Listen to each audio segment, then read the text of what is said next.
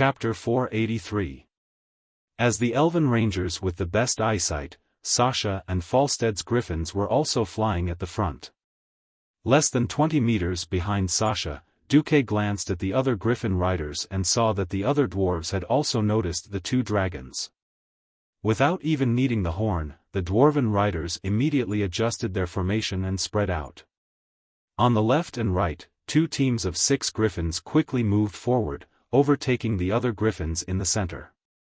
The dwarves followed the established strategy and began to protect important guests like Duque. In the distance, the 2 dragons also moved in a strategic manner. For some reason, the movements of these 2 dragons reminded Duque of the 2-plane formations commonly used in modern aerial battles. The larger one flew to a higher position and then flew away from its companion. Duque immediately realized what this giant beast wanted to do. Even if he didn't want to admit it, he had to admit that griffins and dragons had a limit. Griffins could still use tactics to counteract the red dragon's racial advantage against a young red dragon. Once the red dragon rose to the level of a young dragon, apart from Kudran's Griffin King, no griffins could keep up with the young dragon's movements. It was just like how the griffin was a propeller biplane from World War I. If it was up against a more advanced propeller monoplane, it might be able to put up a fight, but against a 5th-generation jet plane, it was just a joke. The dragon didn't climb because it was afraid of the griffins. On the contrary, it was because the dragon was too fast. If it rushed at it, it might miss. But if the dragon occupied the sky, it would be a completely different story. Diving down from the sky, the slower party wouldn't be able to avoid a high-speed dive no matter what they did. The dragon used the sky as a jar, put the griffins and the passengers in the middle, and then caught them like turtles in a jar. These 2 are experienced riders. Falstad shouted excitedly. The one who climbs is especially good. This will be a glorious battle. Glorious my ass. Didn't they say to put down the passengers first? At this moment, Sasha felt like strangling Falstad to death. Damn dwarf knights. Once their blood boiled, they couldn't care about anything else. According to human legends, dwarves were born from rocks. Of course, this legend had no basis, but it could also describe the stubbornness of the dwarves. Once he made up his mind, he would not change his mind no matter what. There were less than 20 breaths before they would enter battle mode. Sasha was so anxious that she was cursing out loud. Apart from Lilith, that expressionless and cold ghost, the other 3 Windrunner sisters all had very pleasant voices. Even though Sasha was scolding people now, it still felt like an oriole was singing. Falstad ignored all of them and actually carried the guests to charge forward. At that moment, Falstad suddenly heard the sound of his own horn from 20 meters away. Woo! Woo, woo. 1 short, 1 long, 1 short. Huh! Wasn't that their squadron leader's signal to retreat? Woo, woo, woo, 3 long. This was an order for everyone to retreat together and prioritize protecting the important goods. The strong wind brought about by the high-speed flight made people's shouts almost inaudible. Only the sound of the horn was slightly clearer. The night also made it difficult for the other Griffin Knights to see Falstad's movements clearly. The Dwarven Knights were highly disciplined, so they chose to follow orders unconditionally. Falstad blew his beard and glared. Only then did he realize that Sasha had touched his horn and given the command without permission. Furthermore, the sound of the horn was right. Hee. Sasha raised the horn with one hand proudly. Luckily, Duque gave me a brocade pouch before we set off. He told me to open it when you didn't listen to orders. Send an order from the Alliance's deputy commander, Duke Marcus. He orders you, Falstad Dragon Catcher, to immediately descend the griffin. Otherwise, he will have Sir Kudran Wildhammer forbid you from ever flying again. Falstad was not afraid of anything. He was only afraid that he would not be allowed to fly again. The Wildhammer Knights who soared in the sky were not afraid of dying in the sky, but dying helplessly on their sickbeds. This time, Duque had really caught him at his Achilles' heel. Falstead knew that the situation was not good, but he could only give up on fighting the dragon. Damn it! If the dragon charges down like this, half of us will die. When that happens, you, the deputy commander, will have to take full responsibility. I don't care. Carry out the order. Sasha also understood that if she chose to retreat in this situation, it would only give the dragon a chance to take them down one by one. But some things were just like that. After going through the test of life and death, Sasha had an unprecedented feeling in her heart. That was unconditional trust in Duque. The fear of wandering in front of the gates to purgatory, the joy of narrowly escaping death, and the feeling of peace and warmth had long been deeply imprinted in the depths of Sasha's soul. She believed that she would never forget this complicated feeling for the rest of her life. I don't care if others believe it or not, I do. In the end, the Dwarven Griffin squadron, which never backed down, actually ran away. This was out of the dragon's expectations, and also made the two red dragons extremely happy. Because after giving up on speed, these griffins were no different from helpless chicks in the eyes of humans. Suddenly breaking through the dense clouds, the ruler of the sky, the dragon, with unparalleled dominance, proudly descended from the sky. Close. Even closer. In less than 30 breaths, they would be able to tear these annoying birds with little claws into pieces and scatter them in the air. Very suddenly, the two dragons felt that they were seeing things for a moment. Huh? Why are there so many griffins? Immediately, the dragons realized that it wasn't an illusion. The griffin swayed a few times, and instantly, a large group of griffins appeared. Not just a dozen, but more than 100. Not just the dragons, but even the griffins themselves were shocked by the additional companions, and let out sharp cries. The knights had a slight headache, but they comforted their mounts. The dragons were dumbfounded. The younger dragon attacked first. It dove down, and with lightning speed, used its sharp claws to grab a griffin. Unexpectedly, not only did the griffin not feel any flesh being cut, it exploded instead. Bam! The explosion didn't cause any damage, but it scared the dragon. Yes, this was a classic case of the other party not wanting to talk to you, so he threw a self-destructing griffin at you. Unexpectedly, after one was blown up, more griffins flew out from the front. The older, more experienced, and more powerful dragon realized that this was a so-called illusion. It tried to determine whether the griffins were real from the sound they made when they flew. It failed. It was shocked to find that the 100 griffins actually made the sound of the wind breaking. The airwaves caused by high-speed flying could not be faked. Chapter 484. The giant dragon's eyes widened, filled with disbelief. Why did he have to make it look so real? The giant dragon felt like it had wasted its thousands of years of life. The giant dragon was dumbfounded. Falstead and Sasha were shocked as well. Sasha turned her head to look at Duque, only to see Duque smiling as he raised a finger. Two energies revolved around it obediently, wind and lightning. Sasha suddenly realized something. If Duque hadn't made a move, she would have forgotten that the Windrunner sisters weren't the only ones who had received the Storm Altar's power. From the start, Duque had gained the most benefits. However, Duque was in a high position, and he wasn't the kind of valiant general who led the charge, so he didn't have many opportunities to fool around. True mirror image gave Duque perfect visual deception. Power of Storm made Duque's counterfeiting skills even better. And the powerful Greatest King system gave Duque unparalleled control, making every illusion come to life. It could be said that other than those powerful beings who specialized in magic, no one could tell which of the griffins Duque had created was real and which was fake. Not just the giant dragon, even Duque's own people worshipped Duque in their hearts. The beautiful eyes of the two elven ladies in the team flickered as they watched. A huge disadvantage was actually forcefully evened out by Dooku. After all, they were in the sky. No matter how wide the dragon's breath was, it couldn't cover such a large area in one breath. Just when everyone thought that Dooku was shameless and the giant dragon couldn't do anything about it, the giant dragon made another move.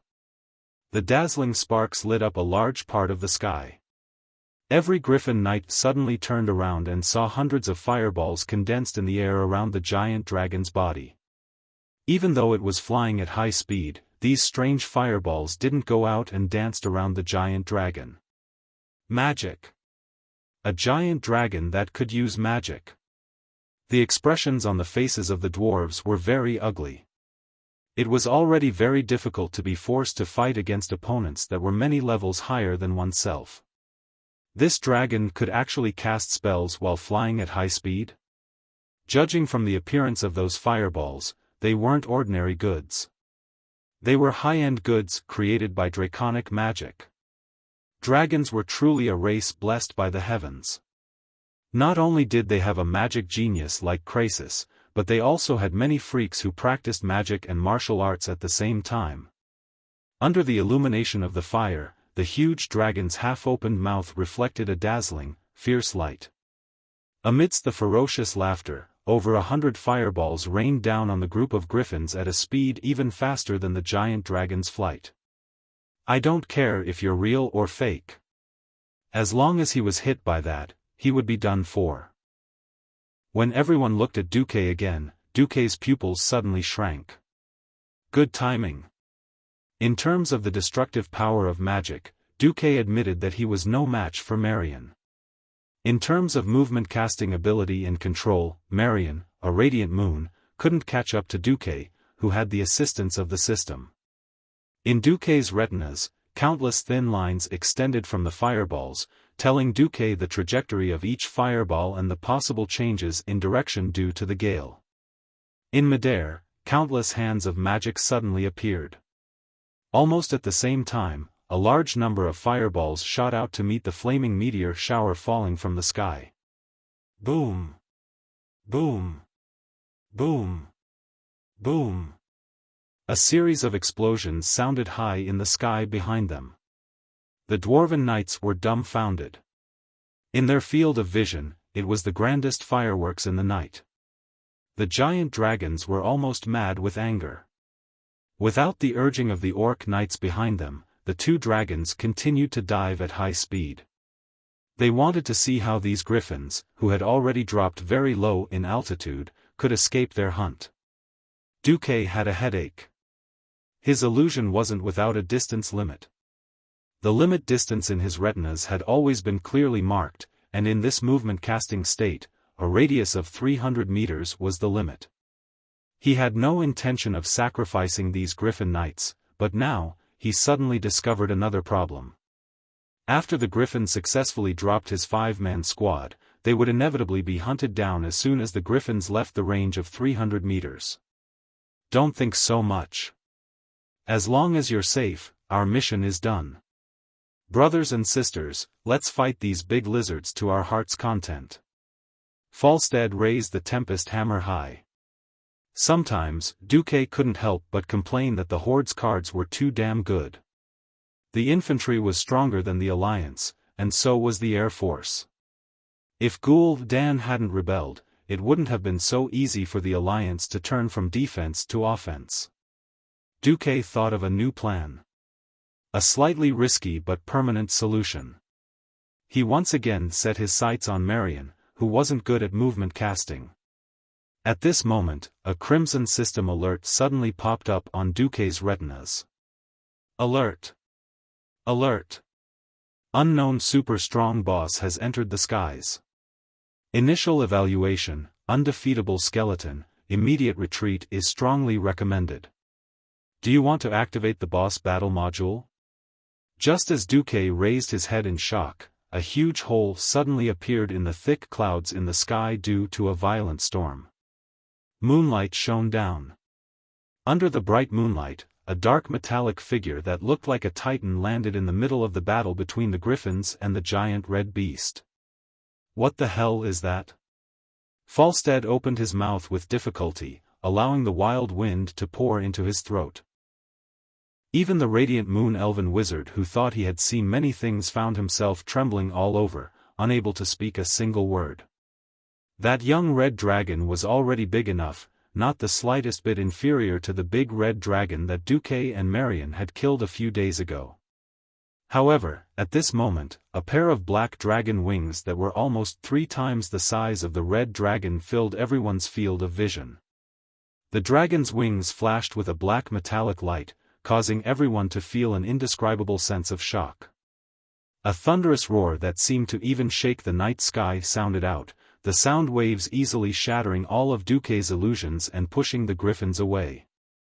The sudden appearance of the black dragon almost caused the little red dragon to wet its pants due to the huge disparity in size.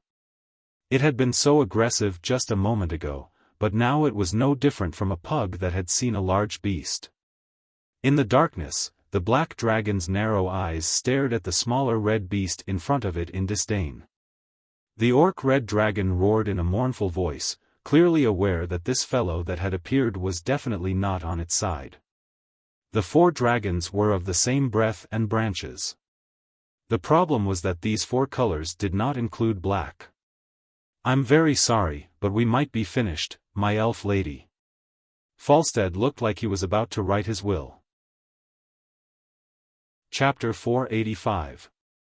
The black dragon spread its wings that seemed to be able to cover the entire night sky, and let out a low, mocking laugh from its huge mouth, waking up every tiny existence. Sasha looked up again.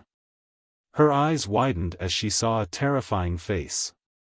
Beneath the pair of huge horns was a pair of narrow, gem-like eyes that shone with a ferocious light.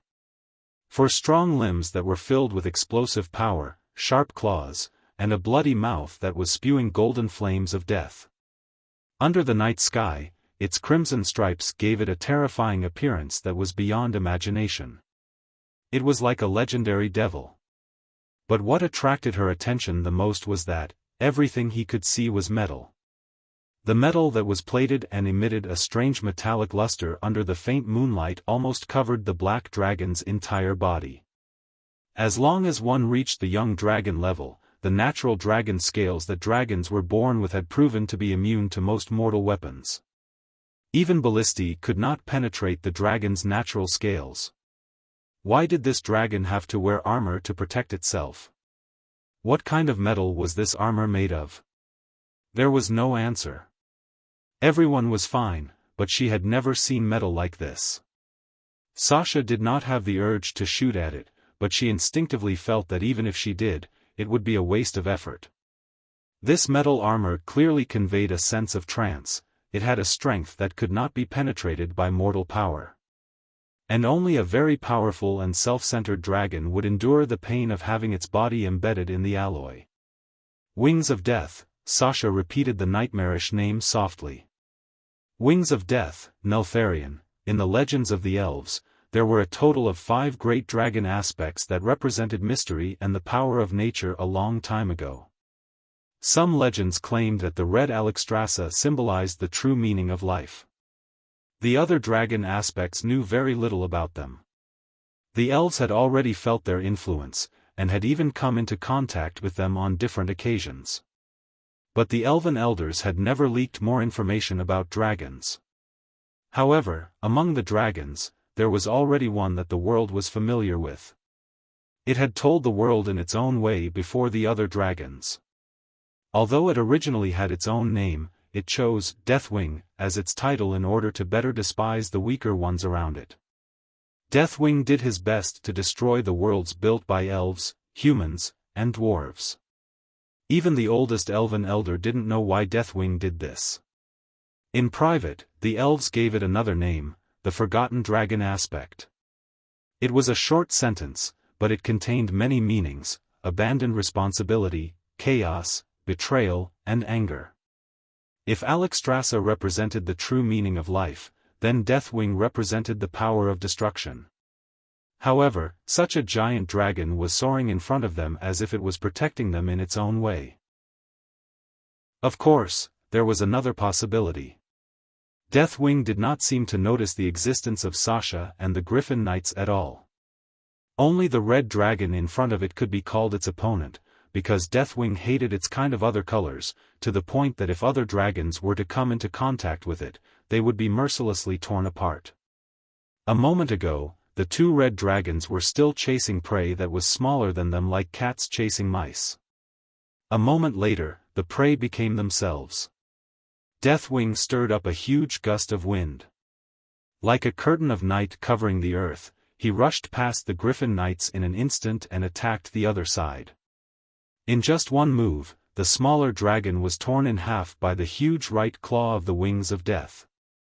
In the eyes of mortals, the huge young red dragon was like a broken toy that had been thrown away. Flesh and scales flew everywhere, and it did not even cry out as it fell to the ground just like that. What terrifying lethality! The mortals below were dumbfounded. Unbelievable, Falstead mumbled, "We were actually saved by the legendary dragon of extreme evil, Deathwing." The sudden scream was like a slap to his face. He turned his head, and there was nothing in the direction of the scream. However, in the other corner of his vision, he saw the tragic state of his companion. Flames. Just the flames that escaped when the wings of death swept across the sky had already caused the death of a dwarf knight and the griffin beneath him. 10 meters away, Falstead watched helplessly as his companion was set ablaze by an evil flame in front of him. It was just a tiny spark, but after touching a human body, the fire suddenly grew many times stronger. From a single spark, it turned into a prairie fire. The high temperature that followed burned the dwarf and the griffin's fur in the fire. Their skin peeled off, revealing their burning muscles, bones, and organs. Then, their blood evaporated and turned to ash. For a moment, Falstead and Sasha were stunned in midair. Heavens, how many people had been hit? An elf and a dwarf started to panic at the same time. They twisted their necks and moved their eyes to search at their limits.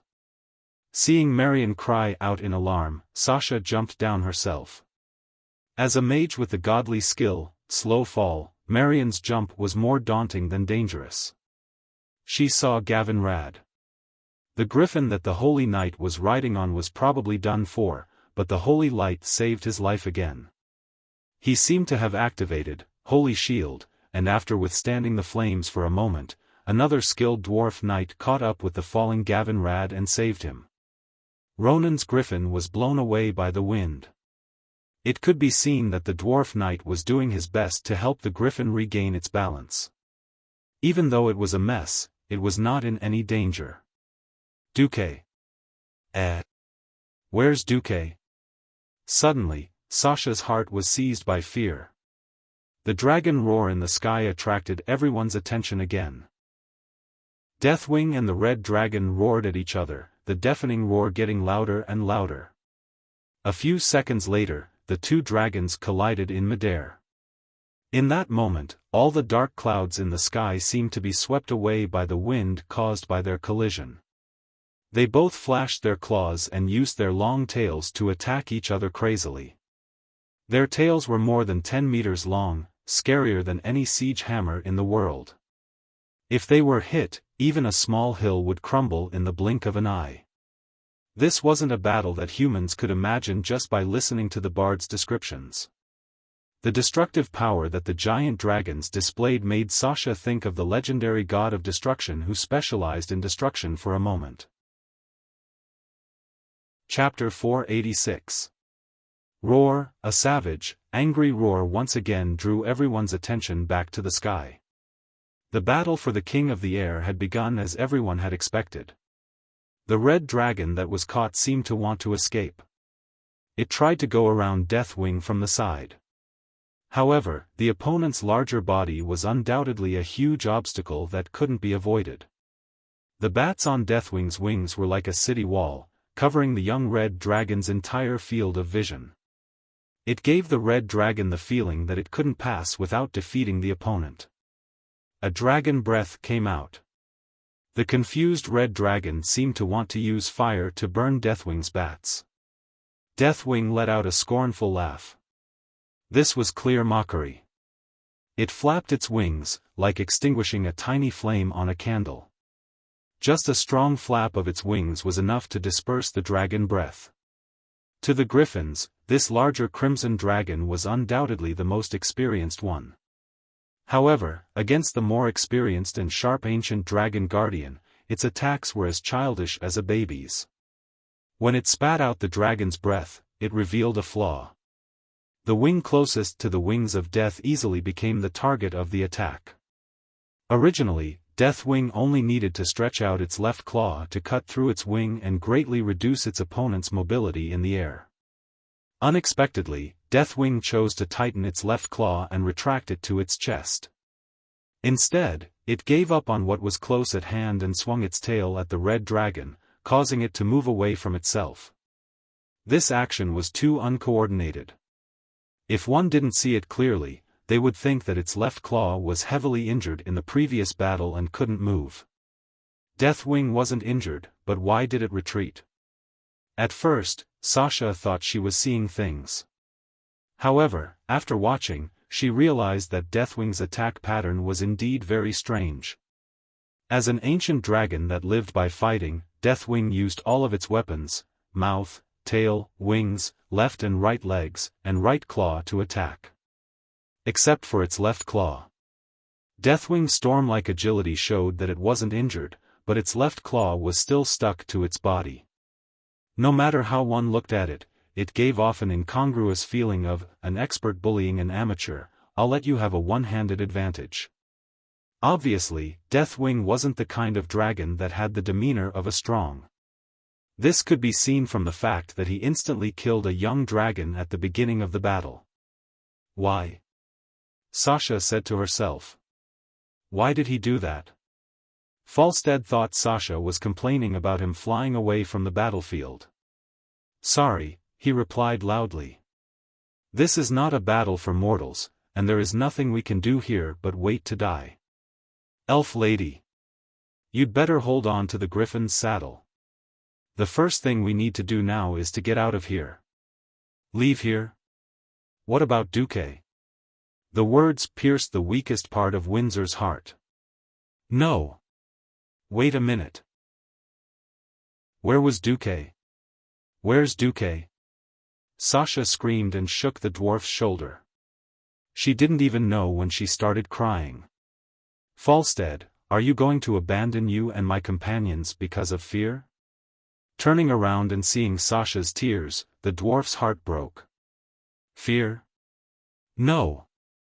Falstead had never been afraid of death. The problem was that everyone who was still alive was here. He finished it with a single glance. Your man is nowhere to be found. This has nothing to do with cowardice. Those who aren't here are all dead. They've turned to ashes, you know that. The dwarf waved his empty fist in excitement. His rough face was also streaked with tears. Sasha was also in a state of excitement. She didn't even notice the change in the dwarf's way of addressing Duque. At this moment, the battle in the sky came to an end. Deathwing took advantage of its immature opponent's mistake and used its longer tail to hook its opponent's head. The red dragon lost its balance in the air. The huge black dragon wings with dark red veins instantly surrounded the red dragon. Its right claw suddenly tore open the red dragon's bat wings, causing the red dragon's nervous attempt to regain its balance to fail. Under the fierce pull, the red dragon's defenseless back was exposed, as well as its neck that seemed to be waiting for a guillotine to fall. Fly, quick. Quick. Quick. Falstead urged his griffin. If we don't leave now, we're all dead. The griffin used all its strength to fly away from the battlefield as fast as it could, even at the risk of cramping in the next moment. Sasha twisted her head and stared at the battle behind her. Deathwing bit down on the red dragon's neck, and there was the sound of chewing immediately. The sound traveled far in the dark night. The sound of flesh and blood splattering. The sound of bones breaking. Everything sounded so creepy. Then, with the help of her night vision, Sasha saw a dark red drizzle fall. Blood sprayed from the dragon's neck. The red dragon tried to twist its body, trying its best to escape Deathwing's attack. It struggled with all its might in vain. In the end, it still fell from the sky dejectedly. The seemingly intense battle only lasted for less than 2 minutes. No, it was even shorter, not even a minute. In such a short period of time, the 2 red dragons that were enough to destroy the entire Griffin squadron were killed effortlessly by the wings of death. It's over. It's going to be our turn soon. Falstead muttered in despair. What was strange was that Deathwing did not have any intention of chasing after the griffins. It only stared at its left claw in front of its chest, as if there was something inside it. What was it? Or was it someone? The black dragon did not even look at the griffins that were running away in panic. Suddenly, it turned towards the giant rock dam in the southeast of the wetland and flew away. When its huge figure disappeared from the Elven Ranger's sight, Sasha noticed that its left claw was still closed, as if it was protecting something precious. The Windrunner's third sister finally realized what was on Deathwing's claw. Duque, Deathwing has captured Duque. Falstead. We have to catch up to it. The dwarf looked at Sasha in disbelief. His mouth was so wide open from shock that it looked like a 7-pound cannon shell could be stuffed inside. When he saw the determination on Sasha's face that she really wanted him to approach the ancient ferocious beast, he gulped and said, I am indeed a brave warrior, my elf lady. But I have to remind you that this is too crazy. Chapter 487. Duque is in Deathwing's claw. That's why Deathwing doesn't use his left claw to attack. Sasha pointed this out loudly. It's a pity. Maybe we have to mourn the losses of the highest-ranking leaders of the Alliance and the Horde. Falstead sighed. Maybe Deathwing doesn't like dragon meat and just wants to keep a human as a snack. Damn it. If you say that again, I'll strangle you here. Sasha showed a rare fierceness, scaring the dwarf into shrinking his neck. No, wait. Deathwing didn't kill Duque on the spot. That means Duque is useful to him. Right. Right. That must be it. At this moment, Sasha almost clapped her hands and cheered for her intelligence. The dwarf poured cold water on her. By the way, didn't Sir Marcus give you 2 colorful things before you took off? I think he said something about the second pouch to be opened when there's danger. Pouch. Sasha didn't know why a man like Duque would make such a fancy thing. When she questioned Duque, this despicable fellow said that it was some kind of pig, some kind of feeling, and some kind of pretentiousness. Anyway, Sasha didn't understand anything. But this didn't stop Sasha from blushing. Yes. When there was danger just now, she should have opened the pouch. She didn't expect to forget everything in her nervousness. On the griffin, against the strong wind, Sasha opened the pouch made of white gauze from her bag. There was a line of words written on it. If I'm captured by Deathwing, please don't worry. There's also a small chance that Ronan will be captured. Of course, if that's the case, you might not open the pouch. Seeing the incongruous smiley face at the end of the sentence, Sasha suddenly burst into laughter. What's wrong? Falstead was stunned. Why did this female elf look so beautiful, like a goddess? Was she actually not a goddess, but a neurotic one? Sasha didn't answer the dwarf's question and fell into deep thought. Could it be that Duque already knew the truth about the Red Dragon Queen's capture? Could it be that Duque had already predicted that he would be captured by Deathwing? But what did this have to do with Ronan? Her messy thoughts almost drove Sasha crazy. If they hadn't spent some time together, if Duque wasn't her lord, if he wasn't her sister's lover, if he hadn't saved her life, Sasha might have suspected that the person she had been trying to save had sold his soul to the evil Deathwing. What does it want you to do, Duque? Sasha murmured. Or rather, what does it want from you? Thinking back to Duque's position and importance in the Alliance, Sasha felt a chill run down her spine. What was worse than the death of the Alliance's vice-commander due to a curse? That was the Alliance vice-commander becoming an undying or something, defecting to the enemy and falling. Each of the 5 primordial dragon guardians had their own unique and unparalleled powers. In the eyes of mortals, that was already godly power. Who knew if Deathwing had the power to resurrect the dead or something like that? Actually, Sasha was thinking too much. Netheria was never that way. The more concerned one was, the easier it was to overthink. After an unknown amount of time, Duque woke up. His back was stinging, not because he was injured, but purely because of the tree roots and pebbles he was leaning against. Thinking back, ever since he was tricked by Ghoul Dan and was forced into a life countdown, he hadn't had a good night's sleep. Camping was a common occurrence. Ever since entering the wetland, he had settled down with the dwarves for 2 days. There were some benefits, such as being able to see Sasha's delicate and curious face every morning when he woke up. Even though he knew that she was his sister-in-law, it didn't stop Duque from using her to reminisce about Aurelia. He knew Aurelia's temperament. Such a strong-willed heroine wouldn't fall in love easily. Once she did, if he died, even if Aurelia didn't die with him, she would be a widow for the rest of her life. Sensing the recent changes in Sasha, Duque realized that he was also a sinner. It was one thing to settle the big sister, but how did he get involved with his sister-in-law? When he opened his eyes, there was obviously nothing good in front of him. It was still night in his field of vision. The rolling dark clouds in the sky added a dark aura to the world.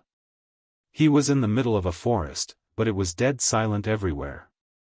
There were no animals moving in the forest, and there were no frogs croaking in summer.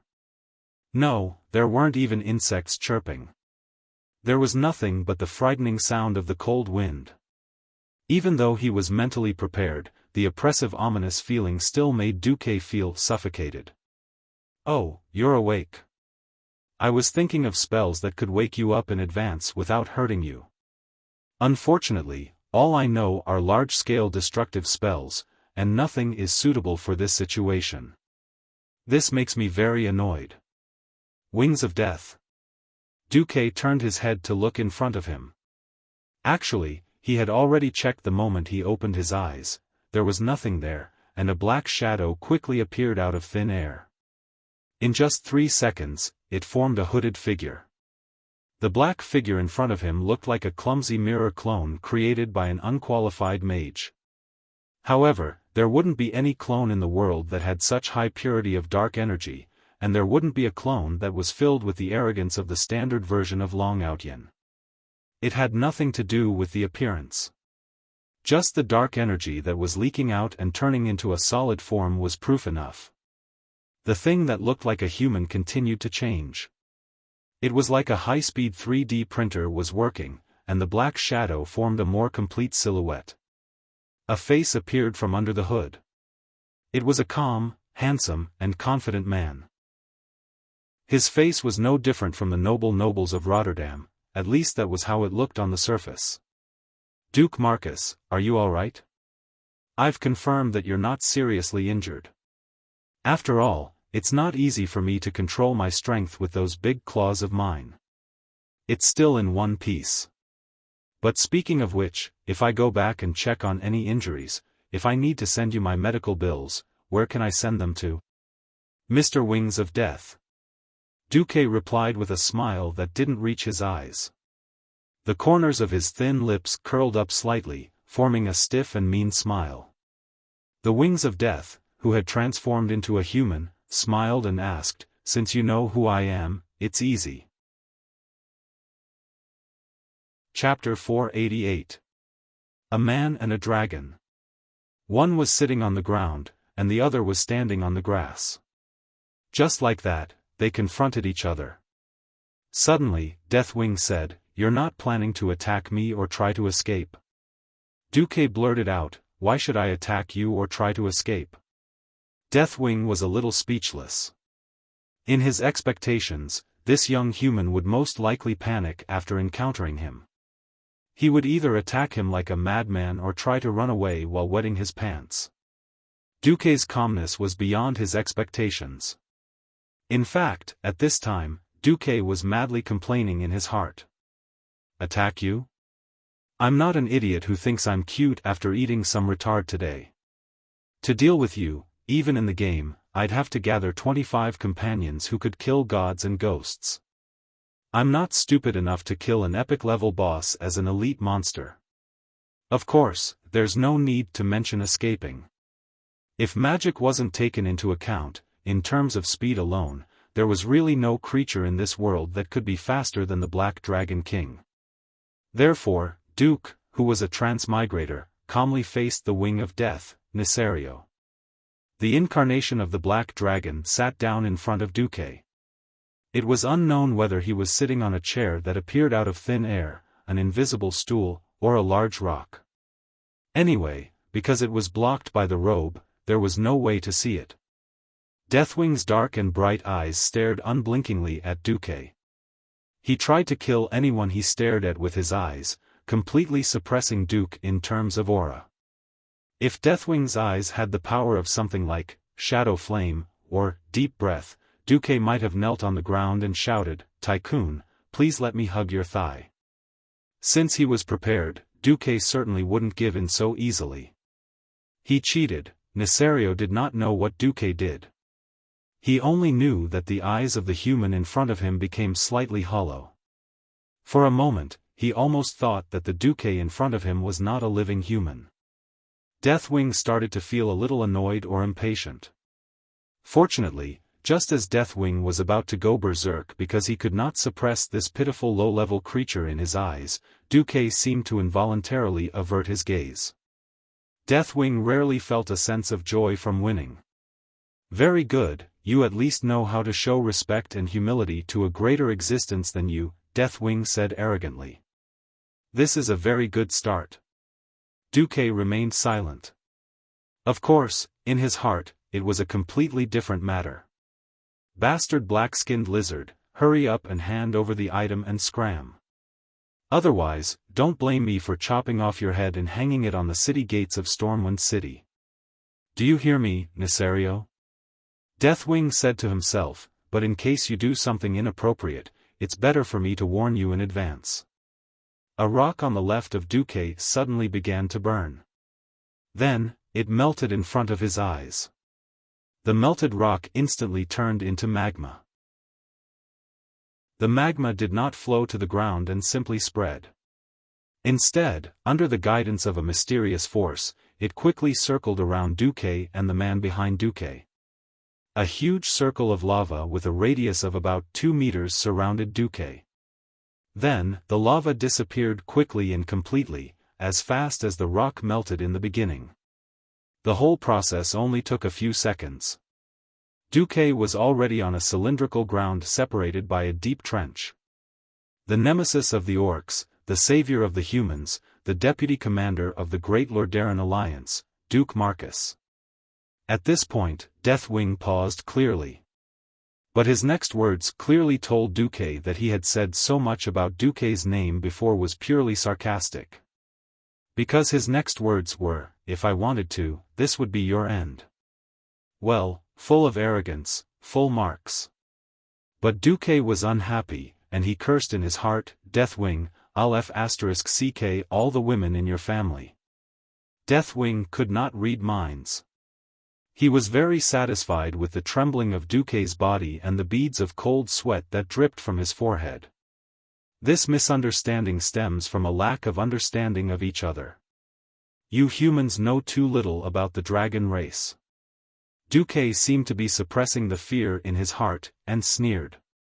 "Are you sure dragons don't turn humans who intend to communicate with dragons into snacks?"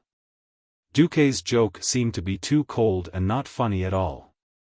But Deathwing was very happy. He actually laughed, and his laughter became louder and louder. He became more and more excited, to the point of madness. "I remember now. I did do this before. I quickly gave up this method. Human meat is too little, too fragile, and not chewy at all. Deathwing admitted this without hiding it. This made Duque's disgust for Deathwing rise to another level. In his heart, Duque kept muttering something about dark fire Tidahak step of time, something about essence of destruction, something about dark fire blazing dragon's reigns. Well, if Deathwing knew what these things were, he would immediately change back to his original form and slap Duque to death. These items were dropped by Deathwing when he was knocked down in the game. Of course, Deathwing, who did not know that Duque was constantly courting death in his heart, was happy to exert his majesty in terror on this insignificant human. He sat down and stretched out a hand, palm facing up. Above his palm, an image suddenly jumped out. A tiny dragon-shaped image flew in a lush green world. Those dragons were of all kinds of colors, like a seven-colored rainbow. An overwhelming sense of joy filled the air, and even Duke felt a wave of emotion. Ah! Jurassic Park. Deathwing's voice reminded Duque of the famous commentary in the animal world. At that time, the world was ours, and we protected it well, magic was ours, and we guarded it well, life was ours, and we reveled in it. Chapter 489. Deathwing looked at Duque.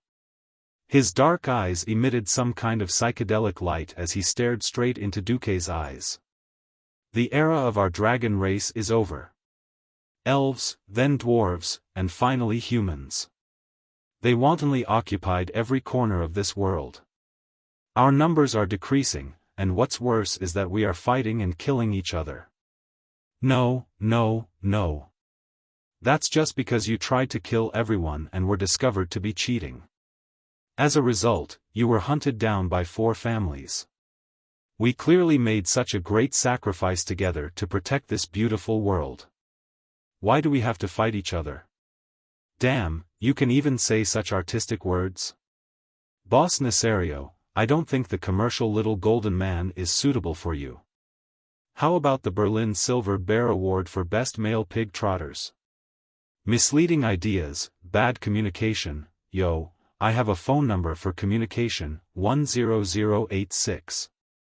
Do you want it? Sigh, there are too many reasons. Even if I have time to explain it to you, as a human, you won't understand it all. Well, don't talk nonsense anymore. Let's do it directly. Hand over the thing, and we will disband and never see each other again. Good for you, good for me, and good for everyone. Wings of Death raised his head 45 degrees, looking like he was bemoaning the state of the universe and pitying the fate of mankind. Those 2 drops of tears were enough to make him a sad, beautiful man. As he sighed, the psychedelic color in his eyes became even more intense. Because of those reasons, our numbers have become so few. His gaze turned, and the sadness in his eyes became more intense. He seemed to have seen through Duque's thoughts. The past is the past. The world is always improving. I am willing to make up for the mistakes of the past. For the future of the world and the dragon race, to fight against the evil orcs. Duque, I am willing to help you rescue the captured red dragon Queen Alexstrasza. Ah! I believe it. If I were a blind native and not a transmigrator, I might really believe it. Unfortunately, I am a transmigrator. Even if I were blind, I wouldn't dare to believe a word from a psychopath like you. I'm sorry, Boss Nesario. In the spiritual world, Duque looked at the various notifications from the system while making his facial muscles show both touched and dazed expressions. Deathwing was very satisfied with Duque's reaction. He stretched out a hand, and in his palm was a small silver talisman that looked like a badge. Duque seemed to be possessed, his fingers stretched out spontaneously, grabbed the talisman, and took it. Duque looked down at the amulet and carefully examined the magic runes engraved on the edge of it, as well as the black crystal in the center. He could recognize some of the runes, and he seemed to have seen some in the books of Karazhan, but he had never seen most of the runes that belonged to the dragon language. Even so, Duque could still feel the powerful magic coming from it.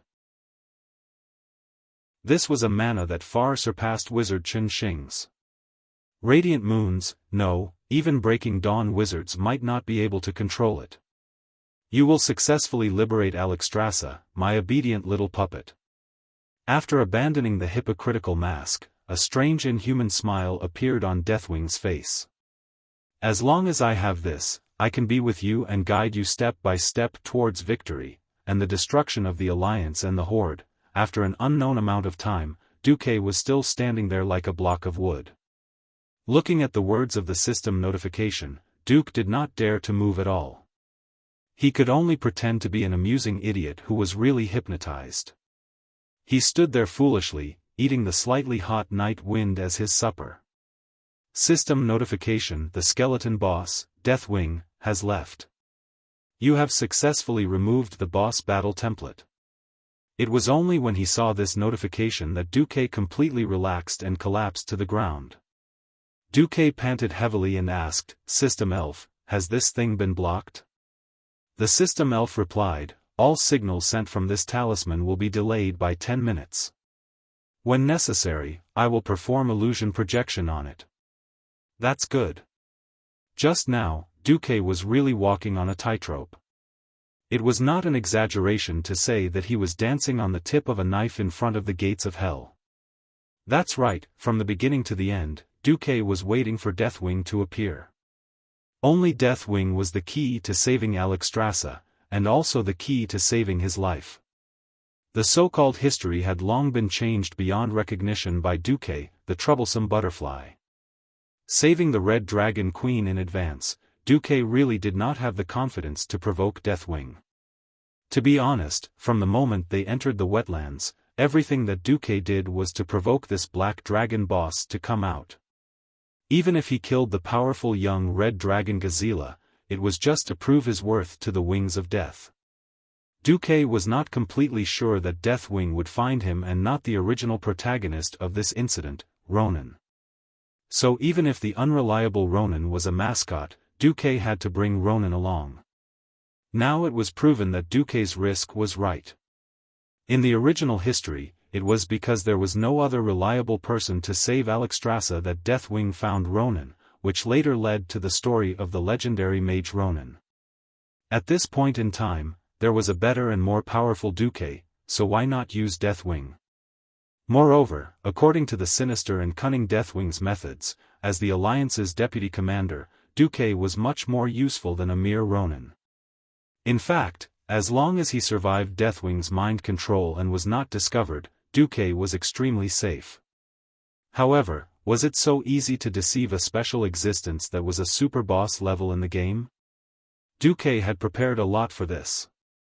His greatest preparation and greatest reliance was his one and only system. Since the system could be independent of his thoughts, manage the magic transmission for him, and even repeat the incantation in his mind to cast spells. Duque boldly set up a thinking shell for himself that wrapped around his soul. Simply put, all information from the outside world that attempted to enter Duque's mind would first be filtered by the system, and after a strict but rapid review, it would enter Duque's mind after about a second of delay. Any information from the outside world would first be strictly screened by the system, first converted into simple text and graphics, and finally converted into bioelectronic signals, which were laughed at by Duque's brain. Relying on this preparation, Duque immediately discovered what Deathwing had done to him: hypnosis. This was not an ordinary weak hypnosis. It was also not some kind of psychological suggestion. This was a unique brainwashing thought that came from the ancient god En-Zoth.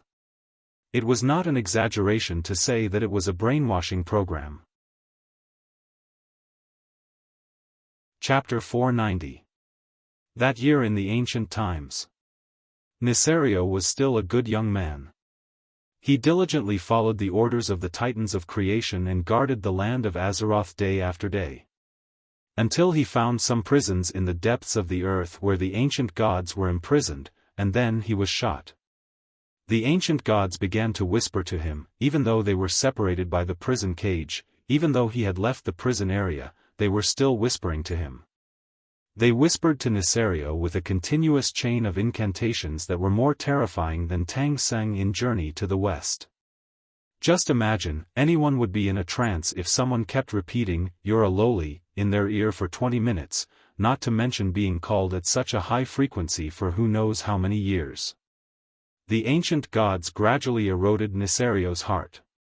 They made Nesario believe that as long as he destroyed all the other races in Azeroth, he could let his Black Dragon Legion rule the world and enslave the Green Dragon Queen Isra and the Red Dragon Queen Alexstrasza. Now the Amulet of Deathwing had a similar effect on Duque's brainwashing. It was a low-frequency speech that would not be perceived by the human auditory system.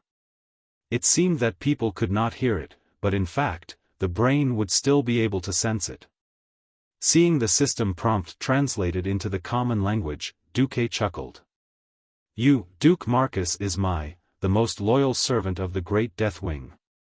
My orders are the highest meaning of your life. As long as I give you an order, even if I want you to kill your dearest person, you will do it unconditionally and without hesitation. My will is your will. My enemy is your enemy."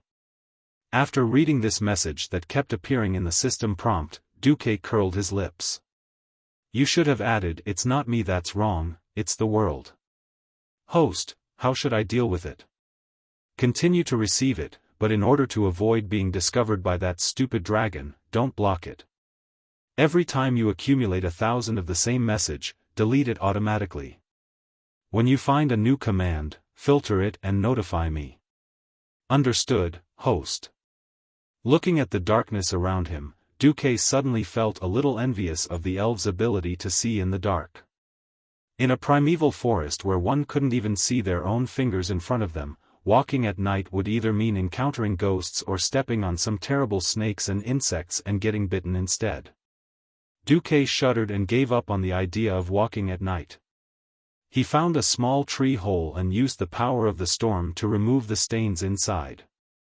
After asking the system elf to stand guard, he went to sleep. After a night of tossing and turning, Duque was also exhausted.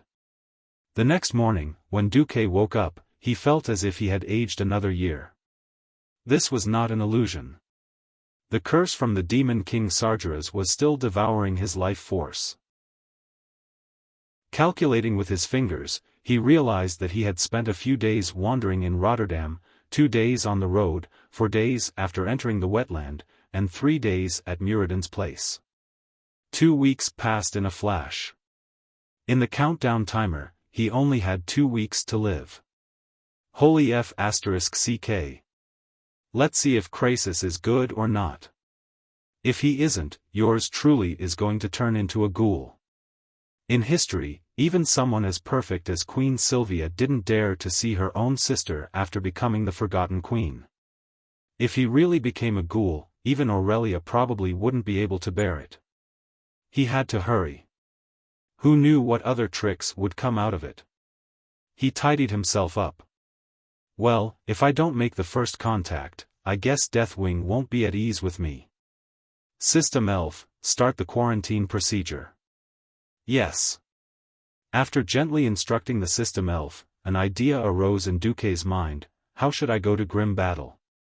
This was an experiment, and Duque also knew that he was playing with fire. If he was exposed at this point in time, he would probably end up dead. Duke's heart was filled with thrill and excitement, as if he was on a crazy roller coaster. It was the feeling of dancing on the tip of a knife, playing on a tightrope without any insurance in a sea of fire. Every cell in his body was jumping with excitement, and every inch of his flesh and bones seemed to be on fire. I'm willing to bet that with Deathwing's insidious and cunning personality, even if he left, he definitely wouldn't have gone far. That bastard is definitely hiding nearby, and once he feels that something is wrong with me, he will immediately run over and kill me. Duque muttered to himself. While muttering, he couldn't wait to see the results. In the sea of consciousness, Duque sent the system prompt: how should I go to grim battle? He clicked send. Almost as soon as this thought was sent out, the talisman that Deathwing sent out reacted. A video file was stuffed into the system's quarantine area. He didn't know if it was the system elf's bad taste, but this guy made the video into a file, and the F*King file name was Deathwing01. MP4. After glancing at it, Duque was speechless. System, if you're so awesome, why the F*CK aren't you the sequel to the M2ST Blu-ray movie? Although he was complaining, Duque still clicked on the video. In the spiritual world, Duque had an additional window. The eye-catching woodland just happened to appear in the video. However, this video was a three-dimensional image. Duque gritted his teeth and let the video directly enter his brain. Out of the woodland, there was a rocky wasteland. On the wasteland, there was a barren path that was probably trodden out by dwarven hunters. Through this path, he could reach Grim Battle and the mountain where the beast men imprisoned the Red Dragon Queen. Looking at the direction of the sun and Grim Battle, Duque immediately knew his approximate location. Deathwing took him very far, from the middle of the wetlands to the mountains in the southeast of the wetlands, probably between Grim Battle and the Boulder Dam. This not only saved him a few days of travel, but the most important thing was that going this way meant that he could perfectly avoid the Horde's formation at the foot of Grim Battle Fortress. After all, there were 100,000 Horde there. He didn't know how many there were, so he couldn't run away from the word no less. Although this path was a mountain road, as long as he was diligent, he could reach Grim Battle in 2 or 3 days. The image was jumping, and in the next instant, the image of the surroundings of Grim Batua immediately appeared in the image. Before Duque could react, the video began to move. It moved slowly at first, then faster and faster. It was obvious that this view from a bird's eye view wasn't human. It was probably recorded by Deathwing using some special aerial photography method. The video kept following a small path and quickly passed through the forest to a rocky area. There, it turned and continued to speed up. The cliffs and valleys quickly receded, and the trees became a blur. Chapter 491. The image was too fast, and Duque's brain could not keep up at all. It was like buying a clumsy VR virtual reality game helmet, and Duque felt dizzy watching it. Duque had to hold onto the tree trunk next to him in reality to prevent himself from falling to the ground. The hill gradually became tall and steep, and finally became the first row of mountains. At this time, the speed of the image did not slow down. In the end, it suddenly stopped at a special mountain peak. Although Duque felt a little hesitant, his gaze was immediately forcibly pulled over. At the foot of the mountain, Duque's perspective suddenly rose to the sky, so fast that he almost lost his balance. The image climbed up the mountain, and during this period, it deliberately let the mage observe places with footholds and handrails. It continued to rise, and finally reached the entrance of a narrow cave. Suddenly, the three-dimensional image disappeared. It was like Duque was playing a game when it suddenly popped up, leaving Duque in a daze in the spiritual world. Whoosh whoosh whoosh. Coming out of the isolated state of the spiritual world, Duque found himself shivering in the middle of the forest at dawn. Almost immediately, Duque felt the gaze again. Even though that person had done it very secretively, the system still faithfully recorded it down. The Deathwing, Nesario, glanced at you. Duque walked along the route indicated by Deathwing, and when he was about to walk out of the forest, the system prompted again. Deathwing glanced at him. Duque was on fire. Damn it! No one ever told me that Deathwing was a peeping Tom. Duque was annoyed. Originally, Duque almost wanted to curse out loud. However, he remembered that Ronan was even more miserable in history. He was escorted by Deathwing the whole time, completely losing his freedom like a slave. Thinking of this, Duque felt much better. Perhaps it was because Ronan had no status at that time, and Deathwing took a fancy to Ronan purely because Ronan was carrying out this mission. He also ordered Ronan to do this and that without hesitation. But Duque was different. The biggest difference between him and Ronan was fame and experience. Now, Duque's reputation had already surpassed Lothar's, and he was second only to the leader of the alliance, Tarina's king. Also, after experiencing the destruction of his country, forming an alliance, and persisting in the war, Deathwing probably thought that he was a man with an extremely firm mind. That was why he did not directly coerce him, but used the method of brainwashing and guidance. As long as he rescued Alexstrasza and obtained that item, Deathwing's scheme would be considered to have succeeded. Moreover, Duque's identity was even better than Ronan's. This identity could make Deathwing's plot in the original spacetime smoother and more perfect. Duque had a headache. The current situation was that he had indeed obtained the most crucial piece of the puzzle in this incident. However, Deathwing was trying to force him to quickly run to grim battle to complete his mission. If he foolishly ran to complete his mission, then Duque might really be able to save the dying Red Dragon Queen. This way, the biggest beneficiary would undoubtedly be Deathwing. According to Duque's character of plucking feathers from geese that could kill 10,000 orcs, he would definitely not kill 9,999 orcs. Would he let himself be taken advantage of and let Deathwing, the psychopath, laugh out loud? No. Definitely not. He would rather work himself than let Nesario, the psychopath, have a good time. Duque had a plan, on the other side. Sasha and Falstead had almost caught up to Duque. They were not chasing after the Black Dragon King's ass, nor were they chasing after Falstead's griffins until they vomited blood, nor were they elven rangers trying to save the hero. Instead, they lined up neatly and followed. Yes. Follow. Sasha, Gavin Rad, Ronan, Marion, and a team of 6 griffin riders. We're very close. Sasha, who was flying at the front, gestured. Immediately, the group of griffins began to slow down and descend. After descending to the ground and landing on solid ground again, both Gavin Rad and the griffin he was riding felt a sense of relief.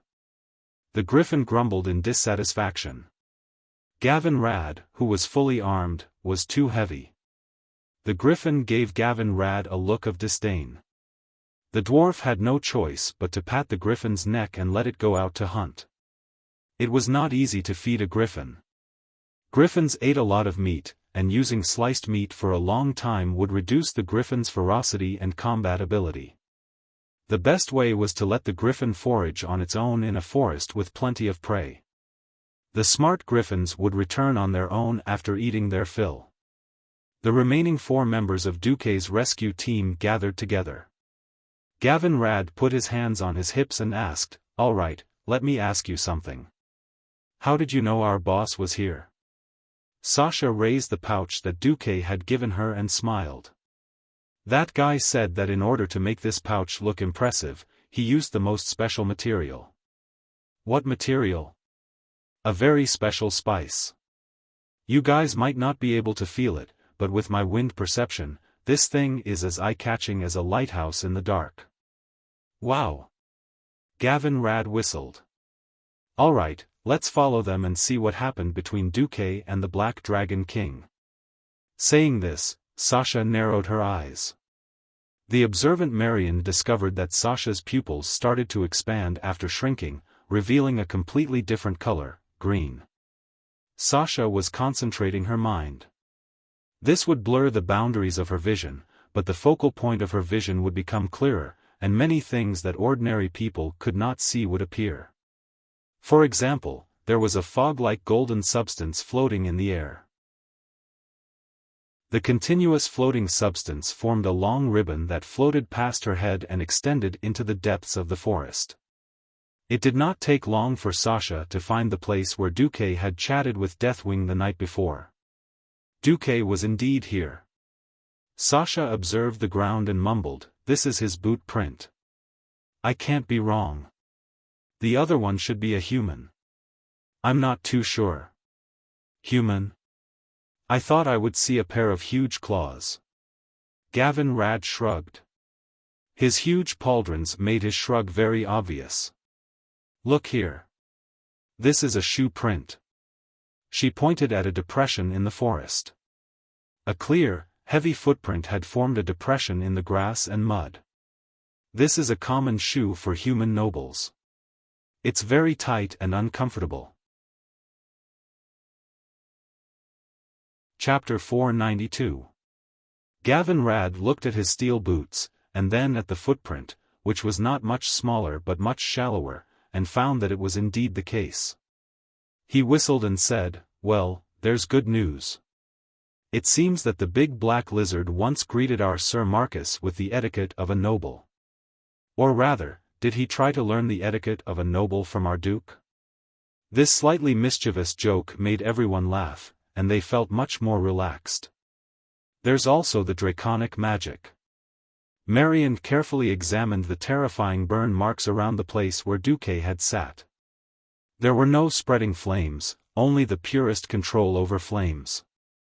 Deathwing's control over the power of destruction could be said to be at the peak. This discovery caused everyone to suck in a breath of cold air. Their hearts turned cold. What does he want Lord Marcus to do? Ronan mumbled. Marion rubbed the place where Duque had sat, and pointed at a mark. There's clearly a line of words here, written with magic. However, that line of words was erased by the power of flames. Sasha's pupils suddenly constricted. Perhaps it was this line of words left by Duque that angered Deathwing a little, so he used draconic magic to demonstrate his might. However, Sasha immediately discovered more important clues. It was a white mark that looked like it had been made by a fingernail. She did not know how Duque had done it, but when she focused on the white mark, it had been magnified by at least 3 times, and there were 2 lines of words clearly written on it: "I'm safe. Deathwing wants me to save Alexstrasza. At least we're in agreement on this. I need your power, but please keep your distance from me for at least an hour. Deathwing is likely to be near me." This was supposed to be the end, but Sasha suddenly discovered that there was another line of words carved with the power of wind, even shallower and smaller. Apart from her, it was impossible for anyone who had not been strengthened by the storm altar to see it. The first line was, "You asked Ronan to privately inform his mentor that the key to breaking out of this predicament lies with that person." After seeing the second line, Sasha was even more shocked. Sasha took a deep breath and finally controlled her emotions. "Everyone, look at this. I'm not sure if your eyes can see it." After Ronan provided a magnifying glass, everyone finally saw Duque's message. "What should we do?" "Of course, follow them." Back to Duque's side. Duque was having a headache. Only those who had interacted with him knew that Deathwing was a brilliant, yet clumsy director. Brilliant referred to his schemes when he was in his right mind. Without the system, Duque would have been brainwashed by the amulet he had given him. What made Duque tremble the most was that he had to continue acting. Otherwise, if Deathwing flipped the table, Duque definitely wouldn't be able to handle it. Clumsy referred to the choices he made when his mental illness was acting up. Deathwing actually thought that he walked too slowly and found a vehicle for him. The first thing he saw was a huge oval object that looked like a rugby ball. The entire ball was made of all kinds of terrible leather. Duque really didn't dare to compliment the craftsmanship. He couldn't guarantee that it would leak at any time. Next was the steam engine at the tail of the oval that was emitting smoke. It was obviously a propeller. That's right. What appeared in front of Duque was an inferior version of the Zeppelin airship, the Goblin death-seeking airship. Azeroth was a magical world. There were mainstream swords and magic, as well as non-mainstream mechanical civilizations. At this point in time, a crude steam engine was already considered a high-end technology. Even though the airship had a clear tribal emblem on it, Duque knew that this was a gift from Deathwing. Goblins, their moral integrity was equivalent to money. As long as they could afford it or the price they wanted, they would definitely sell their moral integrity for money. Therefore, these goblins who worked for the tribe on the surface were actually the underlings of Deathwing's underlings. Just as best actor Du was pretending to hide, a familiar voice sounded in his head. "Don't be afraid. They're loyal to me. The goblin airship will save you a lot of time. You and I both want the Red Dragon Queen to rescue us as soon as possible, don't we? Why doesn't His Majesty Deathwing send me there directly? Why don't you just tell me the spatial coordinates?" Duque asked. "I'm trying to avoid unnecessary fighting.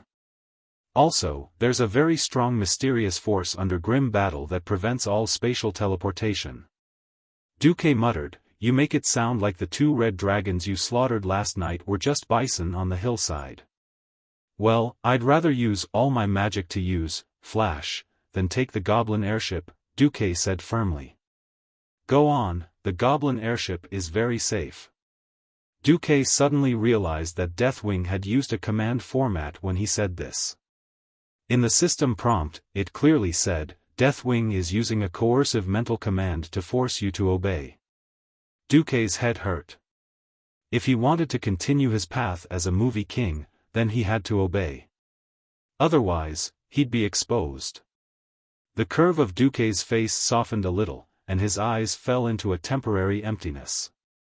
His voice was close to a whisper. "Well, taking the airship is indeed much faster." In the end, Duque still boarded the pirate ship. Yes, his left hand held the casting tool, Light Feather, which was specially used by mages to jump off buildings.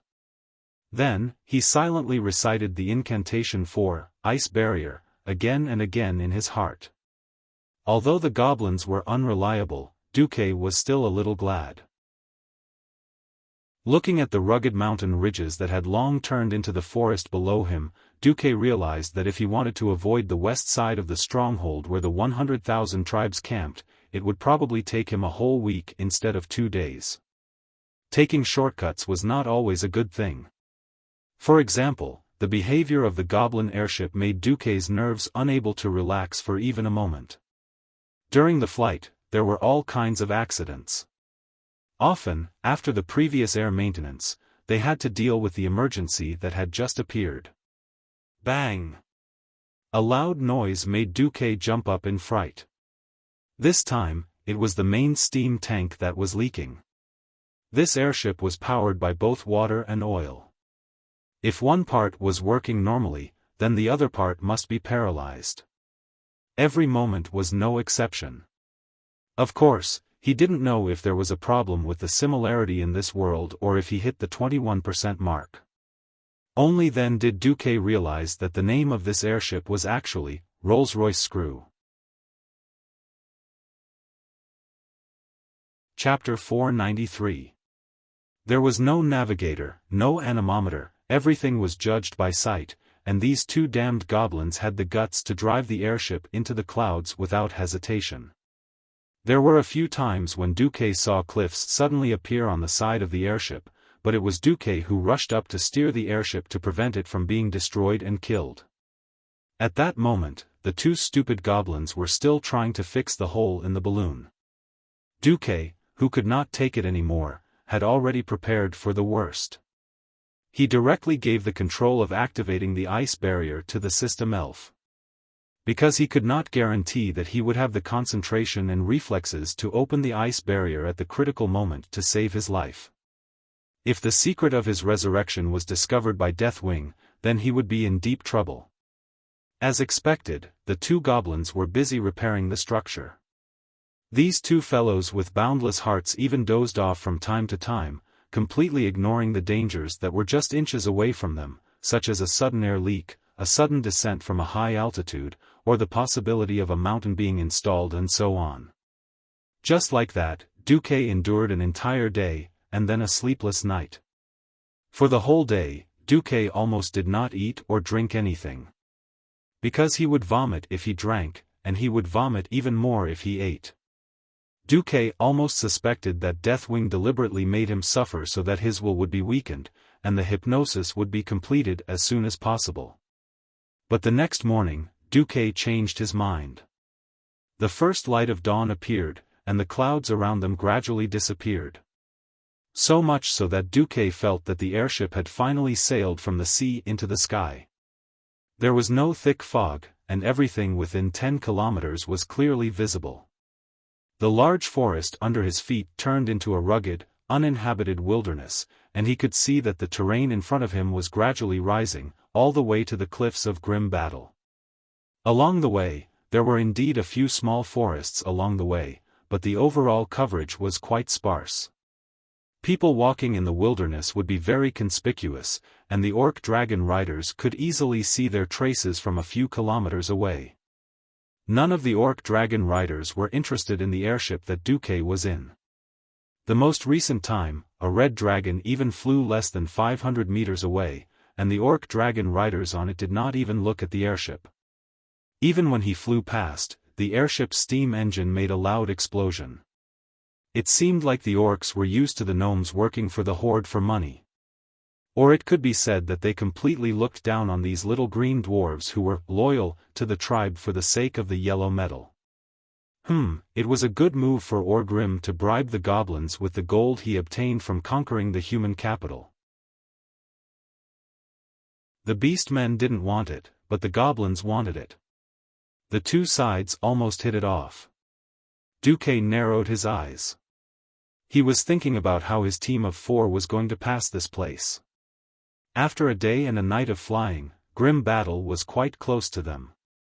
Sasha and the others who were following carefully on their griffins were also getting closer. At this moment, a major event that did not belong to the original history happened.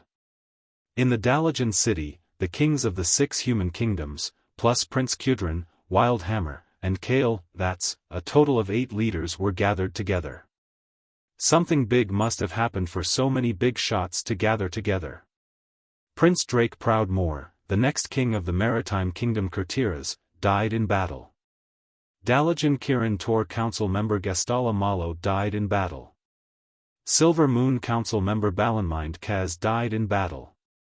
Former leader of the Bloodsail Pirates and current deputy commander of the Stormwind Fleet, Duke Fairville died in battle. Along with the deaths of these 4 countries, there were also shocking losses. The culprits were the ancient red dragons led by Tyrannies Terranistas. Every place where 3 or more kings sat could be called a throne room. Now, in the throne room, King Dalin Proudmoore's roar resounded. Calm down. Lothar, you're asking me to calm down? Now the one whose son died is not you, but me. You're asking me to believe in Duque. Alright, I've waited for him for 2 weeks. Every day, every night, my men and I had to brave the threat of those damned lizards and patrol the sea. Now it's all over. This is the result of waiting. Dalin threw out a piece of metal that was mainly gold and had been completely deformed by the flames. This thing made a clanging sound as it hit the floor tiles of the hall. The sound of it bouncing and rolling on the floor pounded everyone's heart. Almost no one could recognize that it was a scimitar. Dalin cried, "The next king of Kurtiras has been sacrificed. He was burned to ashes by a ball of fire right in front of me. This is all Drake has left." Lothar was speechless. If not for the fact that Stormwind had also lost a duke, who knew how crazy King Dalin would have been. Now, this hero of the sea who fought on the battlefield almost every day since the start of the war and gave his all for the Alliance was sitting on the floor tiles in front of the throne, bawling his eyes out. Yes, at this moment, there was no king, no admiral galloping on the blue waves of the sea, only a father who had lost his son. As the attack of the Red Dragons became fiercer, the leaders of the Alliance who originally wanted to defend the Red Dragon army did not dare to say a word. After all, the alliance with the Red Dragon army was a thing of the past. The attack of the ancient Red Dragon was a real threat now. Every king had a bad look on their faces. King Tyrinas asked in a deep voice, "Is there still no news from our deputy commander?" Silence was the only reply. Crassus, who stood beside Antonidas, wanted to say something, but in the end, he remained silent. He had already received the news that Ronan had sent him. Croesus tossed and turned all night, unable to sleep. His most admired queen was still locked up in prison. But the wings of death intervened. That was the wings of death, the one that caused the entire dragon race to fall into civil strife and the verge of collapse. Perhaps if the most powerful magicians of the human race were gathered together, they would be able to fight against it. But only to the point of fighting. Croesus did not think that humans had the ability to kill Nethario. Croesus did not think that humans and elves could do what no dragon had done in the past 10,000 years. After all, that was no longer the realm of mortals. So Croesus chose to remain silent. His mind was filled with the things that happened these days.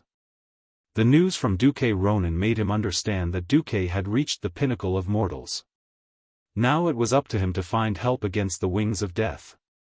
But these days, he had hit a wall for the second time. When Croesus came back to his senses, the discussion of the kings in the hall seemed to have come to a conclusion. Then it's decided. We will send a large assault team to save the Red Dragon Queen, or kill her. Tyrrhena's announced. Chapter 494. The roars in the throne room were still echoing in his ears. I object. Marcus is already on his way to save Alexstrasza. We should always trust our deputy commander, King Lang retorted angrily like an injured lion. I've always trusted him. I gave him 2 whole weeks. But when my son died in battle, he still hadn't gotten rid of those damned red lizards. Daelin retorted mercilessly. The eyes of the Lion of the Sea, who had just lost his crown prince, were horribly bloodshot. Lang was speechless. If it were him, he would also go crazy if anything happened to William. Daelin continued to roar, and the scorching sound waves echoed in the hall. Look at what he's done in the past 14 days. Hundreds and thousands of soldiers at the front line die in the flames every day, but he spent 14 days on a path that could have been reached by griffins or teleportation portals. There's no progress report, no regular communication, and we don't even know if he's alive or not. How do you expect me and the kings in the throne room to continue trusting him? But, our deputy commander who's cursed with death is sacrificing the Alliance's trust in him, King Xian said, hitting the nail on the head. This made Lang's heart skip a beat. Since the start of the war, which country hasn't sacrificed anything? War is bound to be accompanied by sacrifices. Antonidas tried to persuade Lang to give up on Duque. Lang's body trembled. To him and Stormwind, he and Lothar were destined to grow old, and they would have to hand over the country to William, Bolvar, and Duque in the future. And Duque was definitely Stormwind's hope of reviving the country. Be it emotionally or rationally, he did not want to believe that Duque would fail and fall. Anduin could not stand it anymore. At least wait for the last communication. He promised to send a magical message every 3 days. Tyrrhena's replied in a businesslike manner, sure, but I hope that you will put the alliance first and allow us to form a large assault force. If there's no news of the deputy commander. Anduin Lothar gritted his teeth. I agree. Things were not over yet. Next up, since Deputy Commander-in-Chief Duke Marcus is unable to carry out his duties, I propose that the Alliance appoint another Deputy Commander-in-Chief, coordinating the actions of the various nations. Jean suddenly raised his hand and said. Lang and Anduin's pupils constricted. What the hell was Gilnis doing? Or could it be that the old bastard Xian had already formed some sort of secret alliance with Tyrrhena's? To be honest, without Duque around, there was indeed a problem with the coordination of the alliance. As Anduin's assistant, Tyrrhen temporarily took over Duque's work, but the results were not ideal. Tyrrhen had good leadership skills, but he was unable to handle logistics, troop mobilization, and warfare all by himself like Duque. It had been a year since the alliance had been established. This was no longer the situation where all the kingdoms refused to submit to each other and needed to find a neutral party to take the blame. In the absence of Duque, Turayan's reputation was not enough to convince the masses. That was the most fatal problem. He had never led an army on his own, and he did not have extraordinary bravery or a suitable title. It could be said that Turayan was treated rather negatively by the kings of the kingdoms when he carried out his work. Moreover, in actual combat, there were often situations where the troops had to be split up. One deputy commander was indeed not enough. In the end, High Lord Alexandros Mograine from Rotterdam was elected as the second deputy commander with a high number of votes. In theory, he was ranked below Duque, but every king knew that once it was confirmed that Duque was dead, Mograine would be the actual deputy commander. When they returned to the state guesthouse, Lang flew into a rage, which was rare for him. Anduin, that bastard Turinas is trying to make you a mere figurehead. Lothar was silent for a long time. If it's for the sake of the Alliance's victory, I can accept it. I'm afraid that the old bastard is not just doing it for the sake of the Alliance's victory. Lang swept everything on the table to the ground. This was no longer a conspiracy, it was an overt plot. Yes, everyone realized that Rotterdam had changed. In the beginning, everyone from Rotterdam thought that they were the saviors of the world, and that they would save the ignorant people from all the kingdoms and join this seemingly distant war. However, when the horde burned down the silver pine forest and threatened the holy capital, Stratholm, and even fought their way to Rotterdam, everything changed when the Rotterdam people's dignity was mercilessly trampled on. It was no longer the atmosphere of, no matter what happens at the border, we will still sing and dance in peace. Instead, the whole country showed a hysterical and unreasonable stubbornness. Revenge. Not only did he want a bloody revenge. Moreover, they had to win the battle beautifully. It was a great victory that required the worship of 6 human kingdoms, 2 dwarf kingdoms, and 1 elf kingdom, as well as all of the 9 kingdoms. Turinas was so proud of his team of thieves, but they had failed. Finally, Turinas had waited for this opportunity. The worst thing was that as the leader of the alliance, Rotterdam, had set a very bad precedent. Just as Lang was throwing a tantrum, the guard sent a message saying that Duque's maid was asking to see him. Duque's maid? Yes, we've all seen her. Her name is Vanessa Van Cleef. Van Cleef? Lang, of course, remembered this surname. It was one of the 2 heroes who helped the people of Stormwind obtain a base of operations behind enemy lines. Let her in. Vanessa entered and said something that made Lang furious. Your Majesty, please save my master's disciple, Miss Alicia Berev. The nobles of Rotterdam want to force her into marriage. What? Lang and Anduin lost their voices at the same time. Almost everyone in the alliance knew about the relationship between Duque and Alicia. Alicia, who had become Duque's right-hand man, appeared on many occasions as Duque's spokesperson. For example, she represented Duque at Kuel Salas's diplomatic banquets. No one in Stormwind would have thought that Rotterdam would make a move on Alicia after losing contact with Duque. From Vanessa's angry narration, Lang and Anduin understood the whole story. In the end, it was just one sentence: Turinas had his eyes on the land of Alterac. Rotterdam was hurt. The nobles of Rotterdam not only desired glory and blood for revenge, they also desired real benefits. The bloodline of King Eden had been severed. Eden himself had betrayed the Alliance and humanity, and would eventually be nailed to the pillar of shame. The last obstacle to controlling Alterac was Duke Berev. There was news that the Duke's 2 sons had joined the Horde, but this news was not confirmed. Chapter 495.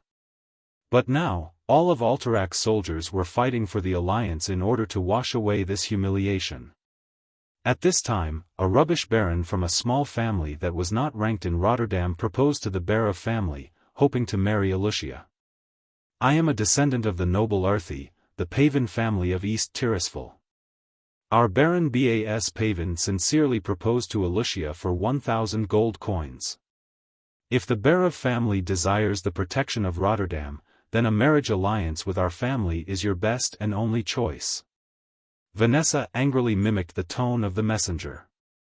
The pitifully small betrothal gift and the arrogant words made it seem as if he, a mere baron, was condescending to marry Alicia. Ryan was already infuriated by Vanessa's retelling of the story. How dare the people of Rotterdam do this? Andoin roared, his long hair fluttering due to his intense movements like a lion's mane. Alicia is not only Duque's woman. She is also my earl. A rubbish viscount dares to do this. Lang was the one who agreed to confer the title on Alicia. Although it was a frontline conferment, there was an official conferment process, and it was announced to all the countries in the alliance. No wonder Lang slammed the table on the spot. That bastard dares. Miss Alicia clearly objected. But Duke Barov was silent for a long time, and did not object or accept, only saying that he would consider it.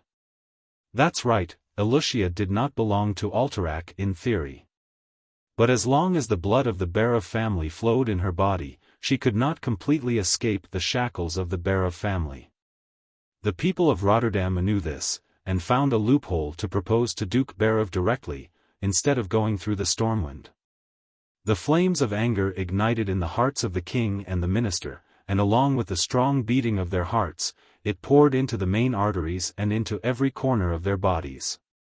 It was rare for the guards to realize that their two bosses were angry. It was the kind of thunderous rage that was ignited. If this is a test by Terina's. Lang raised his fist. Then let's go tell him our answer together. Andoin's fist collided with Lang's. At this moment, a guard suddenly rushed in. Your Majesty, this is an emergency. Near Southshore, General Windsor led his private legion to attack the camp of the Rotterdam people. What? Lang was shocked.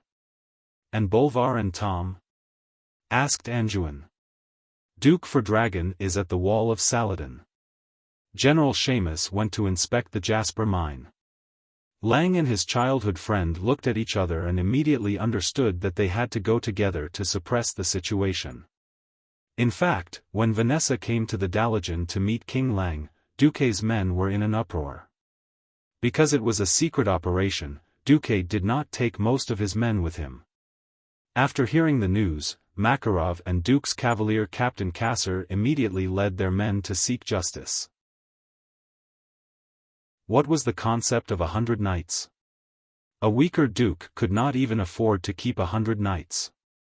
One could imagine how shocking it was when 100 fully armed Highland knights went to the camp of the Rotterdam nobles.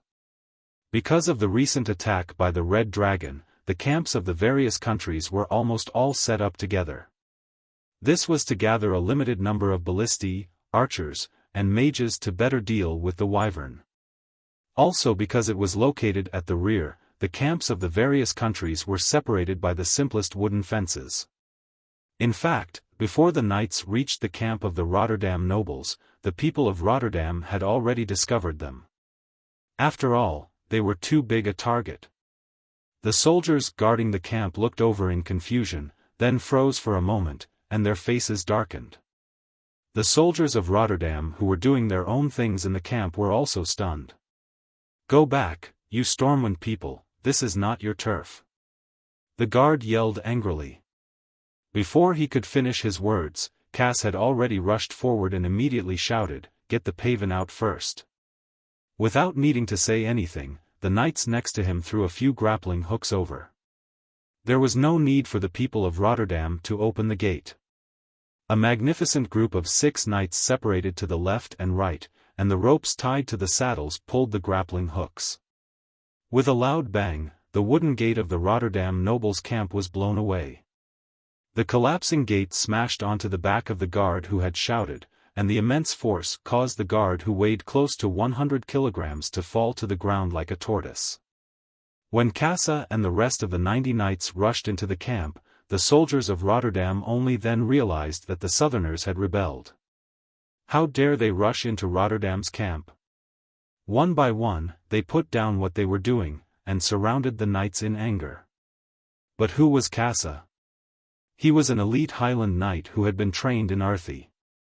If not for Salas, who could not support so many knights, would he have come to serve Duque? In the world of magic, knights were rather fragile, but to these ordinary soldiers, they were all existences at the level of a father. With a sudden thrust of his lance, he stabbed a soldier of Rotterdam who tried to stop him, causing him to vomit blood. Why did he vomit blood and not stab him to death? Because Casa did not completely lose his mind. He and his men were all using blunt wooden lances that were used for practice. However, the huge impact hit the guy's iron armor, causing him to vomit blood and fly backward. He fell to the ground and could not get up for a long time. The people of Rotterdam were stunned. Without stopping at all, the 100 cavalrymen were like one person, charging straight towards the tent with the banner of the Paven family. A knight pulled out his blunt sword and slashed the shoulder of a Rotterdam man who tried to stop him. There was also a knight holding a shield and slamming it with it. Of course, Casa was the best at fighting. When he reached the place, he immediately grabbed the person in question. He grabbed the bastard who dreamed of being a baron and the daughter of a duke, and greeted him with punches. Originally, Casa was tall and strong. With his iron gauntlets on his fists, he felt that the guy was going further and further down the road of ugliness with every punch. The knights were really angry. They picked up the things beside them and smashed them on the heads of the Paven family people. How many soldiers could there be in a small family with only one baron and 2 viscounts? Except for the 2 knights and more than 20 professional spearmen, they were all farmers. After Casa knocked the baron named Bus to the ground, he continued to kick him. Go to hell. Bastard, you want to marry our countess for 1,000 gold coins. A dog wants to eat dragon meat? You dare to snatch our duke's woman? Since you've gone crazy thinking about women, I'll tell you what the cruel reality is. Chapter 496. The people of Rotterdam were dumbfounded. They had seen fierce ones, but never this fierce.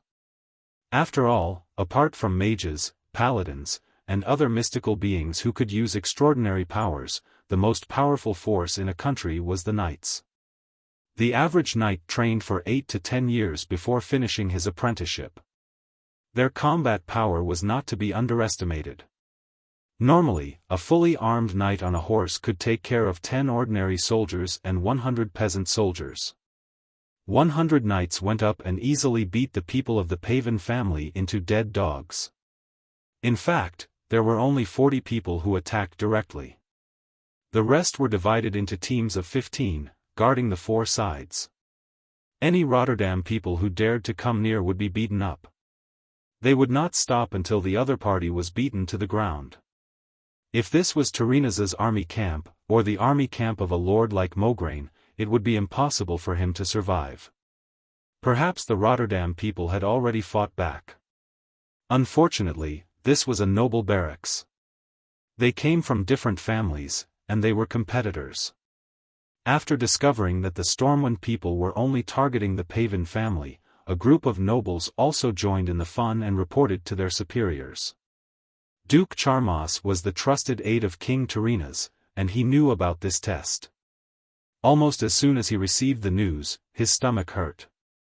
In fact, after completing the defense of Rotterdam, when Turinas realized that Rotterdam had a chance to take over Alterac, they suddenly realized that they had acted a little too late. This was no longer a simple matter between Rotterdam and Alterac. It involved Stormwind. Now that the threat of the Horde had not been eliminated, Rotterdam could not fall out with Stormwind, one of the main forces of the alliance. Therefore, this was just a test. Whether it succeeded or failed, Rotterdam would not do anything further to avoid provoking the other kingdoms. It would be good if the Barov family was obedient. If the Barov family was not willing, then there would be plenty of time to deal with them after the war. However, by then, Rotterdam's appearance might be more ugly. Charmas did not expect the reaction from Stormwind to be so intense. He immediately rushed to the nearby camp to find Mograine. The people of Stormwind came to the camp of the 5th Legion of Rotterdam to cause trouble. There were nearly 100 knights. The gendarmerie could not handle it. Mograine had just received a magic message. He had been appointed as the Alliance's vice-commander. Who would have known that someone would cause trouble right after the promotion order was issued? If this wasn't a slap in the face, what was? Originally, he was the supreme commander of this place. Now that something had happened, he naturally could not shirk the responsibility. Mograine was a pure soldier. Without another word, he ran out of the tent and called for his 3,000 elite soldiers. They rushed to the scene of the incident aggressively. Not long after he left the camp, he realized that something was wrong. The moment he stepped out of the camp, a bugle horn sounded from another camp not far away. When he was halfway there, he discovered that the Stormwind army had already rushed out of the camp like a tide. The corners of Mograine's eyes twitched as he stared at Charmas beside him. He cursed in his heart, "Charmas, you bastard, you tricked me." It had been proven time and time again that the nobles' private armies were rarely capable of fighting. The number of ranked private armies in the entire alliance could be counted on one hand. The person standing in front of him was one of them. It was Duke Duque of Stormwind's private army. Before Kuel Salas had joined the alliance, Stormwind had given half of the Griffin Legion to Duque. Not only was this private army overstaffed, they had fought from the Elven Forest all the way to Kuel Salas. They had fought dozens of battles, large and small. They could be said to be elites who had fought from the south to the north. Their bravery was no less than Noxus's 1st Legion of Stormwind. Mograine's teeth hurt the moment he saw this army blocking his way. "General Windsor. What are you doing?" Windsor was a righteous man, but Makarov beside him was not. As Duque's mouthpiece and the first confidant to follow Duque, he was not only loyal, but had also learned many of Duque's evil tricks. Makarov rode out and shouted, "I'm sorry, General Mograine. Our Stormwind Kingdom's Countess Alucia Berev was humiliated by your kingdom's Baron Bas Pavin. Baron Pavin attempted to marry Countess Berev with a betrothal gift of 1,000 gold coins. Duke Marcus's knight captain, Cassar Ulysses, could not tolerate such humiliation and went to duel with Baron Pavin. This time, Charmas was also anxious. If Mograine's elites arrived quickly and captured Duque's knights, even if King Lang came later to ask for them, at least King Terinas would not lose face. But now, the other side seemed to have predicted it and did not hesitate to send a large force to stop Mograine. Then, Charmas could not imagine how angry King Terinas would be when he returned. Charmas did not care about his demeanor and directly cursed, "Duel. Bullshit. We received reports that your knights beat up our nobles. This is a great humiliation to the glory of the kingdom of Lordaeron." At this time, Windsor stepped forward, "We belong to the same alliance now, don't let other countries see us as a joke. Why don't we retreat first, then each take 100 people in to see the situation, and then discuss?" Mograine stared at Charmas, "Okay." The army retreated, and when Mograine brought his men into the camp, he was instantly stunned. The surroundings were a mess.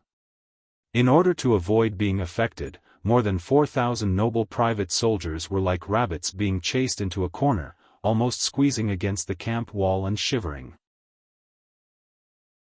The camp gate was demolished. The demolition method was simple and violent, which could be seen from the fact that the camp gate was dragged more than 30 meters away. Then everything between the camp gate and the Pavin family's camp was flattened. From tents to ordnance, from campfires to camp beds. Mograine's eyelids twitched as he walked. It was one thing for the Stormwind wolves to be troublesome, but their combat strength was also very strong. Finally, Mograine saw Baron Pavin, who was beaten to the point of death and did not look like a human. If it were not for the fact that the guy was covered in mud and could still vaguely recognize the badge and robe, Mograine would never be sure that this guy was always as arrogant as a swan. Charmas was angry. Duel. Is this still a holy duel?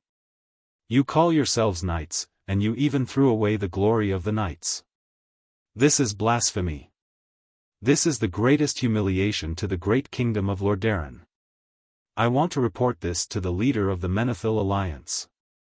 I want Stormwind to publicly apologize. His sharp voice echoed in the silent camp. Ilusia, who was following closely behind Windsor, was stunned. At this time, Makarov came out, leisurely took a drag on his cigarette, and then said slowly, "I think Knight Ulysses just threw his gloves to Baron Pavan." With that, Makarov raised an iron glove that weighed a full 2 pounds. Chapter 497. You call this a fucking glove? Even a lighter rapier is not as heavy as this thing. A glove is a glove, and a gauntlet is still a gauntlet. Look at you, it's actually a one-piece, with alloy plates attached to the places where the fingers can move. It stands to reason that this is definitely a gauntlet, but because it contains fabric, it's not impossible to call it a glove. Anyway, seeing Cassar's glove, Duke Charmas almost spat out a mouthful of blood. He trembled and scolded angrily, "You're quibbling. First, a glove is not like this. Second, how do you explain Baron Pavan's face full of scars? Cassar has really been led astray by Duque. As the captain of Duque's knights, from the moment he took the oath, his future was tied to Duque's. He strictly remembered Duque's instructions before he left, and activated his acting mode that barely reached the Oscar level. First, I swear in the name of my master, Duke Marcus, that this is definitely a glove. Second, I just threw the glove on Baron Pavan's face. Here, just like this. In front of Duke Charmas, in front of Mograine, the newly promoted deputy commander of the Alliance, and in front of Ilusia, the biggest victim of the incident, the bastard Cassar once again threw the gauntlet that he had taken off a long time ago onto the face of the Baron who had already fainted. Pa! There was a loud sound, and the scene was painful. What was the difference between this and being hit in the face with half a brick? Baron Bas Pavan walked further and further down the road of unrecognizable disfigurement. Bastard, Duke Charmas scolded. You! Mograine could not continue even half a word. Ah! Ilusia covered her mouth in surprise, looking at the legendary tragic object that could become her man. Cassar, who was obviously a handsome man, continued to play dumb, but Baron Pavan ignored my request for a duel. Is he still a man? As a noble. I am a baron, and he is a baron. How could he refuse me so cowardly? How dare such a despicable, cowardly, good-for-nothing man call himself a noble of Rotterdam? After saying that, Cassar picked up the gauntlet that weighed 2 kilograms and threw it at the unconscious Bas Pavan in front of Charmas and Mograine. That's why He challenged Baron Pavan to a duel again and again. Pooh! The people of Stormwind were not the only ones who burst into laughter. Even the people of the Rotterdam Kingdom could not help but burst out laughing. Aren't you a little too fake? Asking for a duel again and again? Are you sure you're not venting your anger? The originally smart, capable, and handsome knight captain now wore a retarded expression as he recited the lines left by Duque and beat up the bastard baron in front of everyone. There was no need to mention how much the Tempest man had vented his anger. Still covering her mouth, Ilusia's eyes were already blurred by tears. She knew. She knew that everything was left behind by Duque. Without Duque's instructions, Cassar, who had always been strict with the spirit of chivalry, would never do such a thing. Makarov would never bring people out to cause trouble. There was no way Windsor would mobilize his 10,000 private soldiers to confront Mograine, the most famous general in the alliance. Even if Duque was temporarily absent, Duque still took care of her and the Barov family behind her. Last year, when Duque came to the Barov family for food, he promised that if the Barov family was in trouble, he would protect them. Today, the attitude of Stormwind was unknown, but it was clear that Duque was fulfilling his promise. There were many men who were willing to make promises, but there were very few who were willing to take huge risks and still fulfill their promises. If the condition of going against the most powerful human kingdom in the world was added to the condition, it would be even less than 1 in a million. But Duque did it. Originally, Wuxia was already in despair. King Eden courted death and destroyed the entire kingdom. Without a kingdom, all the nobles were like castles on the beach. They looked magnificent, but when the waves came, they would collapse. 2 disappointing younger brothers first betrayed the alliance and then disappeared. Who knew how the Barov family would be dealt with after the war? Think about it, even General Haas, who did not participate in the rebellion, led his soldiers to become cannon fodder. The once incomparably noble Barov family was now just an empty shell, mercilessly squeezed out of money and resources. In the past, those who dared to propose were either dukes or at least the first in line to the Grand Duke's throne. Now, a Lordaeron baron dared to come and defecate with his nose in the air, as if marrying him was beneath him. Her best friend in Lordaeron secretly wrote a letter to her, asking her to accept this humiliating marriage. Give up. You are no longer that high and mighty Grand Duke's daughter. Alterac has not yet fallen, but it's not far from it. A fallen king will not have a good ending, and a fallen noble will not have a good ending either.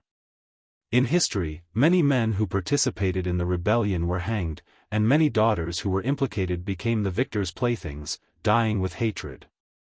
To be honest, on the day of Alterac's incident, Wuxia had a premonition that this would happen.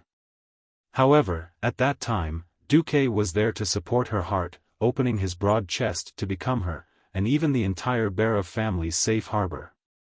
Even if her parents did not think that Duque would protect them until the end, she was still willing to believe in Duque's promise. The day Duque was exposed to the curse of death in Lordaeron was the fuse that nearly caused Wuxia's heart to collapse. From that day onwards, Wuxia had truly given up hope. However, at this moment, she was shocked to find that her daily prayers seemed to have been answered by the gods. Yes. Duque was still magical. He was still the creator of miracles. Even if he was not here for the time being, he was still firmly in control of the situation. If that was the case, what was there to worry about? I was so stupid. I should have believed in him until the very end. Even if everyone thought that Duque would die from the curse, I should not have given up this hope. Wuxia suddenly raised her head. Everyone could see her teary eyes, and everyone could see the renewed determination in her eyes. She smiled. Smiled brightly. Then Kassa smiled, Makarov smiled, and even the righteous Reginald Windsor smiled. Not only them, but everyone in Stormwind smiled knowingly. Yes. Duque might really die. Duque's will would be passed on, even if there were only them left on this path. But if anyone wants to bully our people, have they asked for our permission? Have they asked if our fists are fierce? Have they asked if our swords are sharp? If anyone is shameless, we will slap their face. If anyone dares to stretch out their claws, we will cut off their claws. Duque, you are with us. We are with you.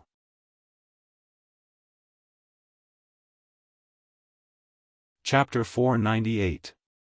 Originally, when Tyrrhenas arrived, he wanted to drag out Baron Pavin, who had been beaten beyond recognition, and ask for an explanation from Lang. To be honest, it was indeed an insult to marry a duke's daughter with a dowry of 1,000 gold coins, but the great Rotterdam kingdom could not take it lying down. Tyrrhenas did not ask for the Stormwind to hand over the culprit. He was just trying to put some pressure on Stormwind, at least so that Stormwind would not interfere when Rotterdam kingdom annexed Alterac in the future. At this time, everyone could guess what happened. Including Lothar, all the Storm Royal Knights at the scene threw their gauntlets at Baron Paven with all their might. "Baron Paven! I want to duel with you!" Everyone shouted loudly, scaring the old Tarinas half to death. Baron Paven, who had been pulled out to be used as a spear, was knocked unconscious again on the spot. Well, it was a miracle that he did not die after being smashed by these violent, muscular men. Tarinas finally realized the Storm Royal Knight's unyielding attitude. Even Lothar was strongly against it, so there was no room for discussion. If the commander of the alliance resigned because of such a ridiculous matter, then Rotterdam would be the real sinner. Baron was almost the smallest noble, below them was the knight, who was more symbolic than substantive. Knights were considered quasi-nobles, higher than commoners, but lower than nobles. So, for this day, Duque made almost all the nobles nobles. Originally, he had pushed this guy out to test the waters. In the end, of course, this matter was left unsettled. However, in the upcoming war, there would definitely be some friction between Rotterdam and Storm Royal. In fact, all the other kingdoms had begun to be wary of Rotterdam. When the news was sent to Duque through magic, Duque was at the edge of the cliff of grim battle, and stopped at the entrance of the cave. It was not because the cave could not lead to the Red Dragon Queen, but because the power of the wind told him that there were more than 3 young red dragons resting in the middle of the road. Unless the dragons were in hibernation, ordinary humans would not be able to hide from their senses. Stealth was useless. Since he couldn't enter, he could only stay where he was. When the message arrived, the system notified Duque almost immediately. Warning! Warning! Magic communication encryption level lowered. Suspect communication is being eavesdropped. Duque's pupils suddenly shrank. His worst fears had come true, a magic transmission leak. Needless to say, it must be the doing of the Black Dragon King hiding in the dark. At the end of the day, magic communication was still a type of magic. In this world, the true ancestors of magic were the dragons. The Blue Dragon King, Maligos, was responsible for guarding the secrets of magic, but that was only for outsiders. In fact, all true dragons were good at magic. Needless to say, Nesario, who was originally one of the 5 dragon aspects. This was the most important reason why Duque refused to communicate with them at all times. Wings of Death didn't isolate Duque's external communications. He was only eavesdropping. Duque could still receive the complete message. However, this message still made Duque tremble. Lordaeron appointed Mograine as the deputy commander of the alliance and sought Alterac. They tried to send a noble to marry Miss Berev with a dowry of 1,000 gold coins, but they have been stopped by us and Commander Lothar. Duque's body suddenly trembled a little. Was it excitement? Anger? Or sadness? His heart thumping violently, Duque wanted to take a deep breath so that Nesario wouldn't notice his intense emotions, but he couldn't suppress it. Lordaeron, like in history, had made a move on Alterac. Perhaps because the tribes in this life were more aggressive, Lordaeron suffered more losses than in history, so under the impulse of rapid expansion, Tarinas made a move earlier than in history. In history, the biggest symbol of the change from Lordaeron Alliance to Alliance was the destruction of Lordaeron. When Arthas came to the center and directly killed his father and destroyed Lordaeron, the surrounding countries had the chance to save the other cities of Lordaeron, but they all chose to watch from the sidelines, which gave Arthas the opportunity to destroy them one by one. Why? Could it be that the kings of Kuel Salis, Gilnis, Dalajan, and Stormguard were all blind? No. That's not it. That was because all the surrounding countries were F*King screwed over by Tarinas. In the original history, after winning the second battle of the Dark Portal, the Alliance captured more than 100,000 orcs. The orcs were clearly invaders, slaughtering countless humans and burning countless cities. After winning the war, Tarinas actually made a seemingly brainless suggestion. A real knight will not slaughter captives. So we can just imprison the orcs. Was Tyrrhenas really brainless? No. On the contrary, he was extremely shrewd. Shrewd to the point of being ruthless. On one hand, the mainstream values of chivalry at that time did not allow for this. On the other hand, Tyrrhena's dream of Lordaeron becoming the new capital of the human empire through the Battle of the Dark Portal was shattered. No country was willing to follow Lordaeron, since everyone had to bear the losses and destruction brought about by the war. If I am not living well, then don't even think about living well. Apart from the Stormwind Kingdom, which had 1,000 things to do, almost every human kingdom was forced to imprison orcs. The famous Durnhold Castle, Lordaeron Mill Shelter, and Hammerfall Town were all orc prisons that Lordaeron, as the leader of the alliance, forced the various countries to build.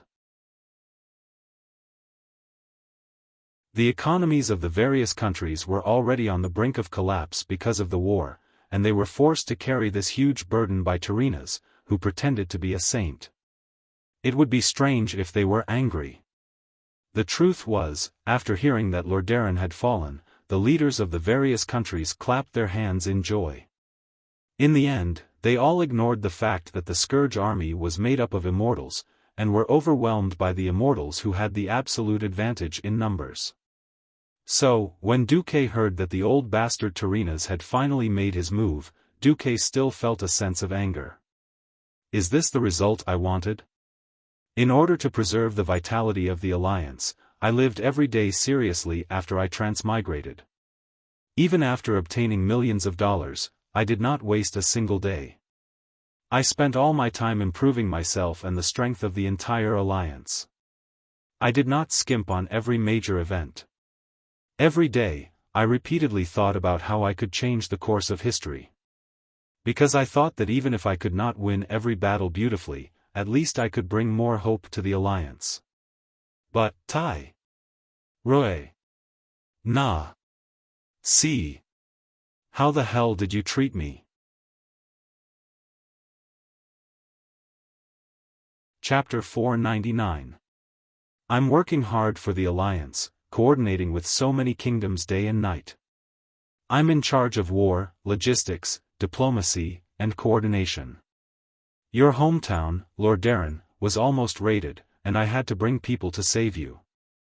Now, they had finally turned from defense to offense, and there was a glimmer of hope for victory. I'm not dead yet. You're already targeting my people? Tyrrhena's Menethil. I'll F***ck your 18 generations of ancestors, and then F***ck your 18 generations of descendants.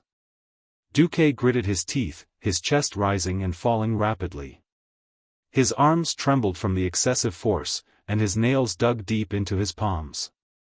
There was a famous saying in World of Warcraft, don't be afraid of a godlike boss, but be afraid of a pig-like teammate. But there was another kind of person who was even more disgusting than a pig-like teammate, traitor. Yes. In Duke's eyes, Tyrrhenas was a ruthless man. Traitor. The Virgin Mary in disguise. Duque could not stop Aiden Piraeus from seeking death. But he had already expressed his desire to protect the Bara family. Now, before Duque had even received the news that he was dead, Tyrrhenas had already regarded Duque as a dead man, and began to seize power to pave the way for the rise of Lordaeron. Duque really wanted to open a portal and go back. He said to Tyrrhenas, "Ah. The sun is so bright tonight." What?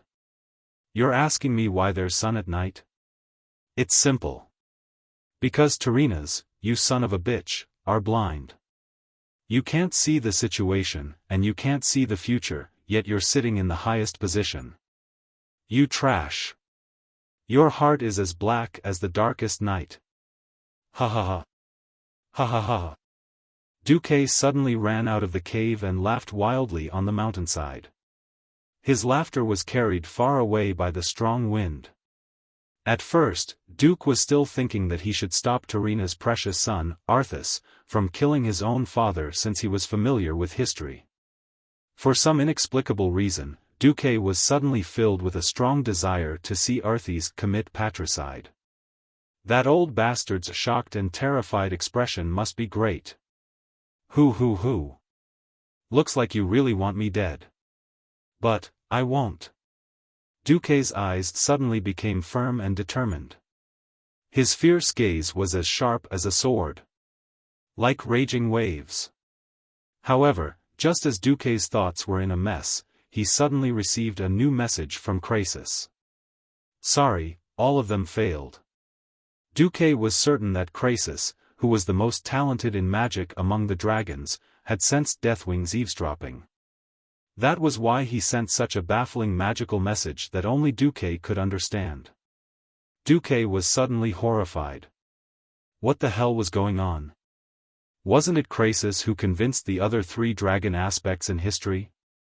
How did they all fail? What the hell? I got the most important talisman, Deathwing, and now you're telling me that the 3 most important helpers are not coming? Then why the hell am I still fighting? At this moment, Duque had the urge to cry. That's right, a man does not easily shed tears. But now he felt so bad that he wanted to cry. Is this the so-called despair? No. Definitely not. I, Duque, am the man who will become an archmage in Azeroth. If that useless Krasis can't handle the 3 dragon aspects, then I'll go there myself. Although it was a trip, Duque did not have the time to go to another continent to find Blue Dragon King Maligos, nor did he have the time to go to the Cavern of Time in the desert to find Nozdormu. Duque's only chance was the Green Dragon Queen Isra, who was hiding in the Emerald Dream. Isra, the Emerald Dream she guarded, was the reflection of Azeroth in the dream. Everything that happened in the Emerald Dream and in reality would affect each other. In theory, it was easy to find Isra, as long as you dreamed and then contacted her in the dream. In practice, it was impossible to attract Isra's attention unless it was an extraordinary dream constructed with extremely strong mental power. Duque hid back in the cave, in a concave not far from the cave entrance. He sealed his body with ice to ensure that the changes in his breath would not be noticed by Deathwing. After instructing the system elf to maintain the monitoring of the Deathwing talisman, Duque took out a bottle of potion from the storage space. It was a black bottle. After pasting a special label on it and placing it in the designated place, he quickly found it. This thing was called Death Dream. Even in Karazhan's laboratory, it was regarded as a taboo by Medivh, and it was the most strictly guarded and labeled as the most dangerous. Just 3 drops of this venom on the tip of the arrow killed Manta, the king of the abyss. Just 3 drops were enough to kill an existence that was 10 times the size and strength of a giant dragon. Just like Deathwing, almost everyone once thought that Manta was absolutely invincible. Now, Duque was going to take some Death Dream. He wanted to use the strongest hallucinogenic effect of this thing. The deepest sleep, the deepest dream. Duque said to himself as he opened the bottle, if I can do it, then Isra should be there. No, she must be there. But if there's too much, then I'll be the one to die. Most people only have one chance, but am I an ordinary person? Duque laughed at himself. Yes. Duque was not afraid of death. But he was afraid of decay or destruction at the soul level. The curse that Sargeras used before he knelt down was of this level. Compared to the slow countdown of death like a frog being boiled in warm water, Duque was more willing to take a gamble. How many gambles were there in life? He took out a cup and a small bottle of pure water from his storage space. Then he poured just enough water into the cup and opened the black bottle. He carefully lifted the opened black bottle to the top of the glass. 3 drops of poison killed Manta in a few seconds. How many drops did Duque need? The deepest slumber and eternal death. The difference between the two was much smaller than most people could imagine. Duque tilted his hand and poured out the smallest drop of poison he could. He watched the drop of poison fall silently into the cup of water. Duque closed the lid of the small bottle and picked up the cup.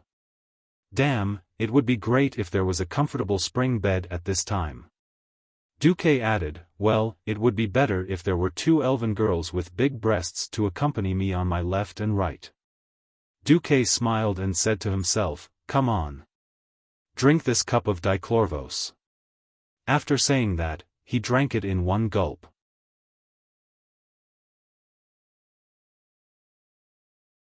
Chapter 500.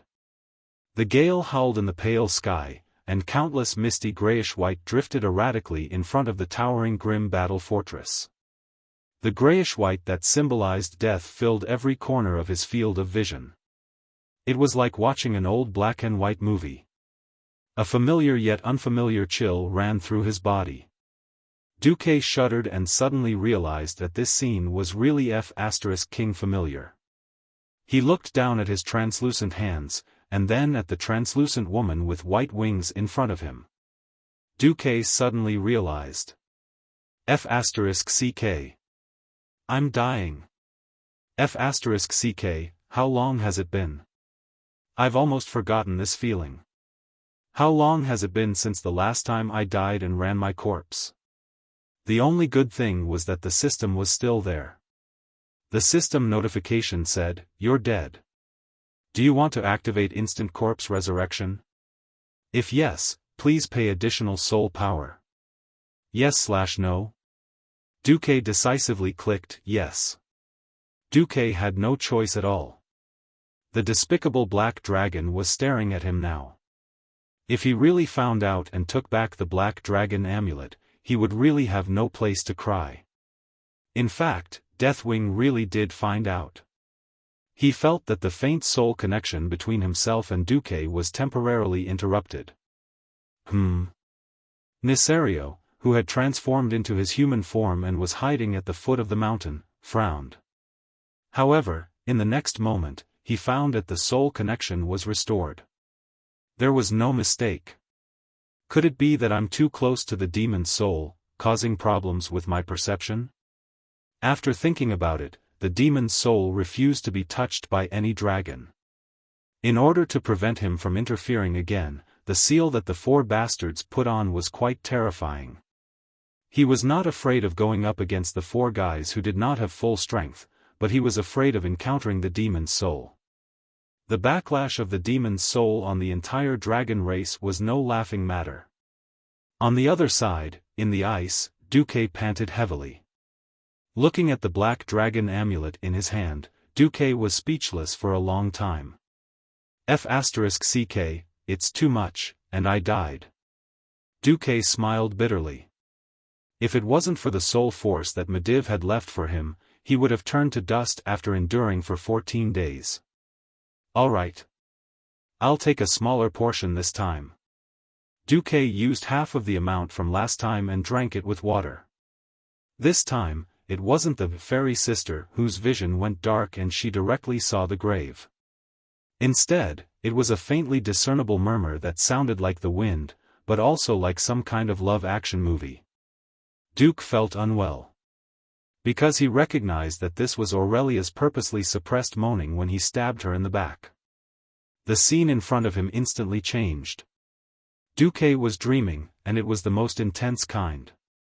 Aurelia was not a gentle woman. She was independent, strong-willed, determined, and courageous. Especially now that they were facing a great enemy, Aurelia was even more focused on taking revenge on the tribe. She couldn't understand how hot-blooded a young human male with the body of a little over 16 years old could be. It couldn't be helped. Even if humans and elves had similar styles, there were still differences between them. In fact, after that night, she didn't have much time with Duque. Plus, Duque was a transmigrator who had graduated from an engineering university. Engineering. It was good enough to see a female. That was the grave of a male. That was the place where Sao's competed with Diaochan. As a result, Duque had actually accumulated a lot of pressure. There were a few times when Duque almost couldn't take it anymore. For a moment, he wanted to make a move on the cabbages beside him, like Vanessa or Alicia. As a result, Duque's willpower in this area was actually quite weak. As a result, under the intense power of the hallucination, Duque made a fool of himself. In the dream, he became the male protagonist of a love movie. His opponents were the beauties he had met after he transmigrated. If he was the only one talking in his sleep, then it would be fine. But the bad thing was that 3 kilometers away from him, the third sister of the Windrunner family was eavesdropping. The group hid in a secluded valley, waiting for news from Sasha. "How is it? Is there any movement from the boss?" Gavin Rad asked nervously. Sasha's face was red, which was rare. What was she supposed to say? Was she supposed to tell these animals the truth and what their boss was dreaming about? What embarrassed Sasha the most was that not only did Duque call out Aurelia's name, he even said, "Queen Sylvie, come with the Sasha sisters." These words angered Sasha so much that she trembled. Duke, that bastard, was actually dreaming. Sasha gritted her teeth and stopped eavesdropping. She was afraid that if she kept eavesdropping, she would really go crazy. Ronan asked, "What's wrong with Lord Marcus?" Sasha scolded, "I don't care if he dies." The other 3 in the team were all dumbfounded when they heard this. Duque had courted death, and then he had failed. Several times in a row, he had either given too much or too little. Finally, on the 13th time, Duque suddenly had a vague feeling that he was right this time. His consciousness became blurry again. He seemed to feel the arrival of the goddess of fate. In the confused sound of the wind, he seemed to hear the voice of fate. "You are sliding faster and faster towards your final rest, brave Duque. Before that, is there anything else you want me to do for you? Are you going to save Alexstrasza?" Duque's lips moved slightly. "No, I don't just want to save her. Since I, Duque, have come to Azeroth, I hope to make this world a better place." The murmur of fate continued. "Don't you want something for yourself? Maybe you want your fading life back? Or to rule over a region? Or perhaps, eternal life? Everyone has to die. I have no intention of changing this fate. But if I have any hope, it would be to transmigrate here. At least I don't want to leave any regrets, right? Regrets? Yes, I really have too many regrets towards this world." For a moment, fate seemed to feel the regret in Duque's heart, and it also felt the selfishness hidden in the bottom of Duque's heart. Fate seemed to let out a light laugh. Then there was darkness. The darkness seemed to be pulling him in. Duque began to feel that it was difficult to breathe, and it was difficult to think. He even wanted to turn around and just disappear in the comfortable darkness. This idea was becoming more and more tempting to him. But he forced himself to be more clear-headed. "Yes." Duque's clear voice surged in the long river of fate. "You want to make me sink into darkness? What a joke. If I am destined to be pulled into the dark hell, then I would rather transform myself into light and turn hell into a bright heaven. If the end of a hero is destined to be a tragedy, then I will rewrite all the scripts. My life. My script. My world. Only I can write all of them." Chapter 501. Was it a cry? A roar? A roar at the end of his road? Or the voice of despair? Duque couldn't tell. He didn't want to tell. He wanted to vent. He wanted to change everything. Was a deviation of 21% enough? If it wasn't enough, I'll help you increase it to 100%, 200%. 1000%. Today, I'll help you increase Nesario to Baldi, and tomorrow to Elated. F***CK. I don't believe it. Is power really everything? Is fate really unshakable? No. Never. Everyone has the right to dream. I've sacrificed so much.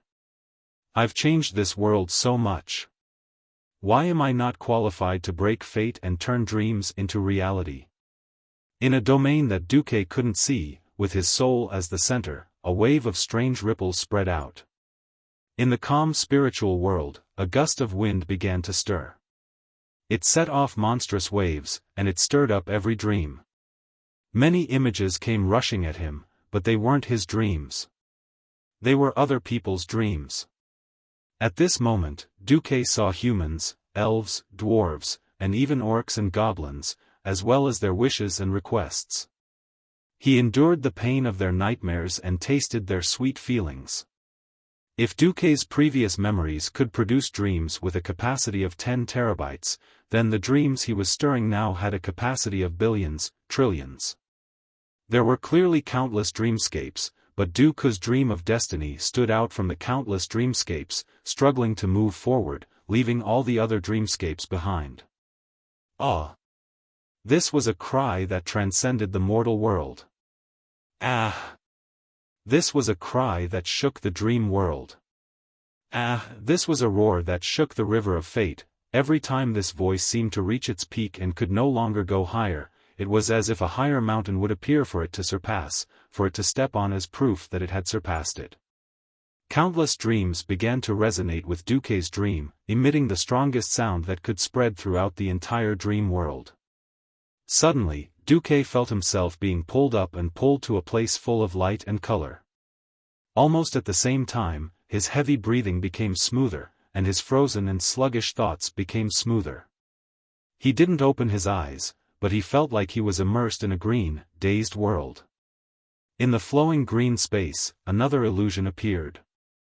Unlike the other chaotic images around it, it maintained its shape and continued to grow, completely overshadowing the tiny figure in the mage robe. That's right. Compared to the existence in front of him, Duque was incomparably small. An elegant giant dragon appeared. It seemed both real and illusory. She stretched out her wings as if she had just woken up. Her body was cloaked in the pale green of the forest at dusk. Duque raised his head, thinking that he would meet her eyes, but he found that her eyes seemed to be asleep. However, he did not doubt that the Lady of Dreams could sense his presence. The corners of the green dragon's mouth curled up slightly, showing an extremely gentle curve for a dragon. You didn't hesitate to dream of death, just to see me? It seems like you want to sacrifice yourself to change your fate? Fate is not as easy to change as you think.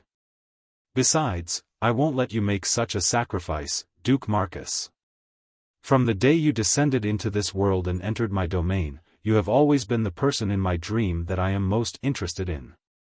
The most charming person in my dream, as a legendary dragon aspect who had guarded the Emerald Dream for countless years. What kind of dream had Isra not seen? Monotonous dreams, shallow dreams, which made Isra feel bored. She didn't want exciting dreams, but at least something fresh was good. Duque's dream entered Isra's vision by chance. That was only at the level of attention, far from the level of her appearance. However, today was different. The dream that was strong enough to change millions of people and tens of millions of living beings deeply attracted her, which was why she appeared. Seeing Isra's arrival, Duque seemed to instinctively want to stand on the ground, or rather, find a place to stand. However, from the beginning, the ground around Duque wasn't real. It felt like he was stepping on a rice cake that hadn't formed yet. He couldn't exert any force, and it was easy to deform. However, Duque wasn't an ignorant bumpkin. He almost subconsciously thought of the astronauts. This was the Emerald Dream, a place formed by dreams. If that was the case, Duque was dreaming in front of Isra, or rather, imagining it. A gentle wind blew in the Emerald Dream, and Isra's huge eyelids seemed to move. She looked at Duque with interest, but didn't stop Duque's actions. Isra was immediately surprised. She saw Duque solidify under Duque's powerful spiritual will in this liquid-like thing that she called the source of dreams. It formed a chair that looked like wind, but was actually solid. Duque sat on it and adjusted himself so that he was parallel to her line of sight, facing her huge dragon head, less than 10 meters away. Duque apologized straightforwardly. "Sorry, I didn't mean to invade your territory, but not being able to touch the ground makes me feel guilty." "It's okay, Duque." "Thank you, Izura. Why did you suddenly come today?" The expression on the green dragon's face should be a smile. But Duque sighed. He didn't have time to beat around the bush with Izura. For the emerald dream that mortals couldn't even imagine, the biggest characteristic of dreams was that they were unpredictable. As the master and guardian of this world, Izura also inherited almost the same characteristic. Beating around the bush with her, she could talk to you for 100 years without repeating it.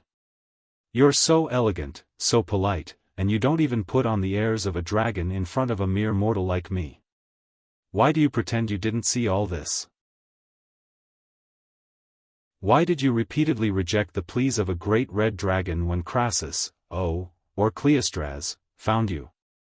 "Oh, Cleostras. Looks like you know a lot, Duque." Izura didn't deny it. Knowledge and history exist in books. Duque pointed at his head. "Okay, can you answer my question?" Izura's huge figure seemed to float backwards. The green dragon in her vision became erratic, and some illusory ripples appeared on her body. It was as if she and Duque, one under the water and the other on the surface. When a drop of water fell into the quiet pond, the ripples blocked their vision. Her eyes were closed, but her face never left the intruder of the dream.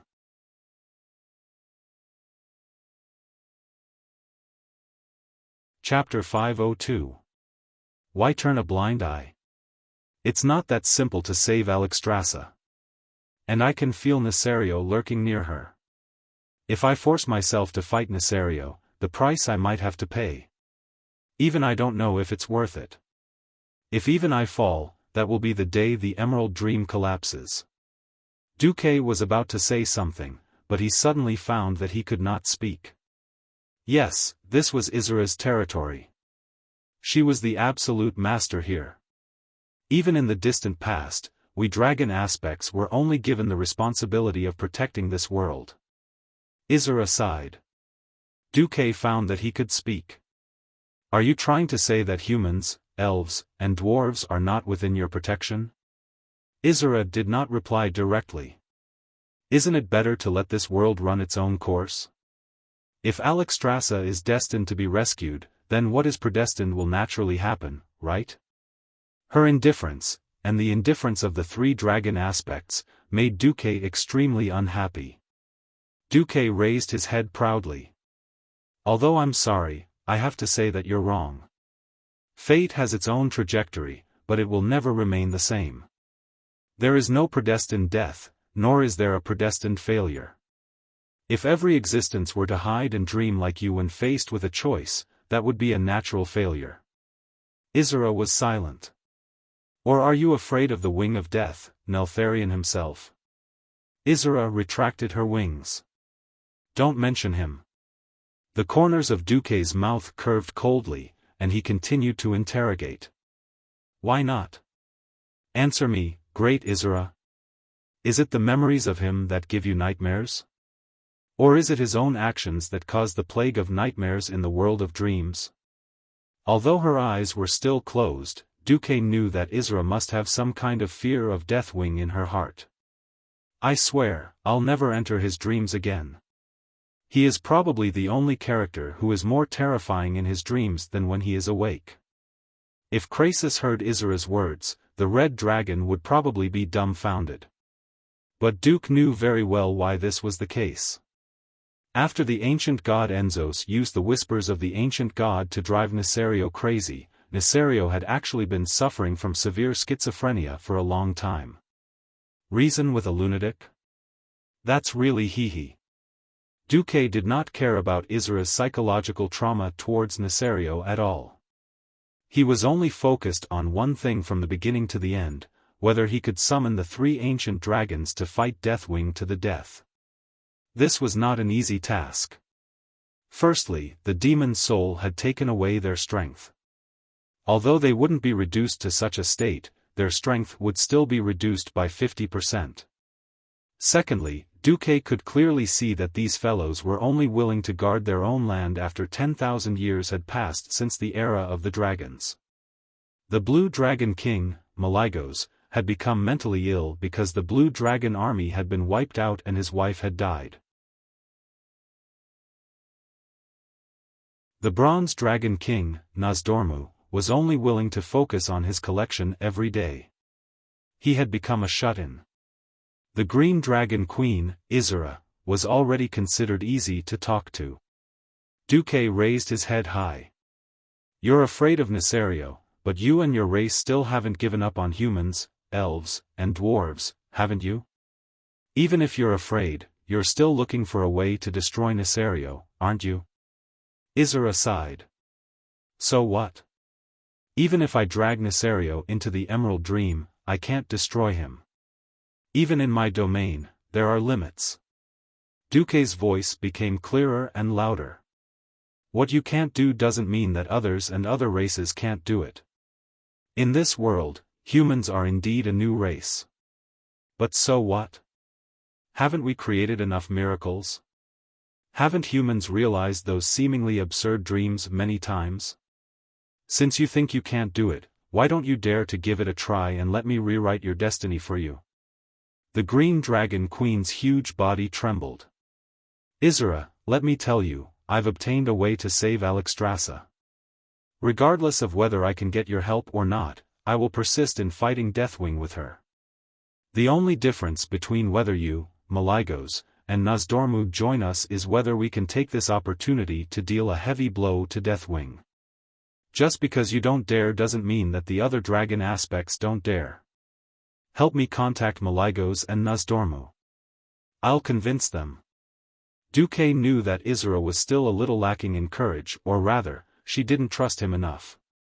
She silently sensed Duque's mind, or rather, the aura of the dream that only she could taste. "You're not lying. Well, if you really want to do that, I'll help you call them." The Dragon of Dreams' body swayed. Duque suddenly found that Isra had changed shape. Standing in front of him was a slender, fair-skinned woman. She was beautiful, but she was as ethereal as air. She wore a silky light green gauze robe, and a veil covered the lower half of her face. To some extent, she reminded Duque of the ethereal goddess in the graveyard. Of course, they were not the same thing. Her eyes were still closed. Suddenly, Isra's eyes opened completely. Duque was stunned. It was a pair of eyes that transcended his understanding. It was full of fantasy colors, as if this pair of eyes belonged to someone he knew, someone he loved deeply. It was also as if this pair of eyes was extremely unfamiliar. It was as if at that moment, Duque lost his ability to distinguish colors, because he actually saw all kinds of colors in Isra's eyes: blue, green, red, black, gold. There was every color in her eyes. There was also a pair of eyes that seemed to be the reflection of his own eyes. With this shocking opening, Duque found that the space on both sides of him was shaking violently. On the left was the 1,000 miles of ice. In a huge ice cave that was at least a kilometer high, a huge blue dragon with dull eyes was indifferent to everything. If he roared angrily, "Isra! How many times have I said it? Don't peep into my dream," Isra would think that there was a chance. However, this dragon that was always happy now looked like an idiot. It just glanced at Isra and didn't say a word. On the right was the 1,000 miles of yellow sand. In a reddish-brown cave surrounded by golden quicksand in Tanaris, there were countless huge monsters that looked like statues. Suddenly, a sandstorm rolled up, and the yellow sand began to gather, gradually forming a recognizable shape. It was the shape of a dragon.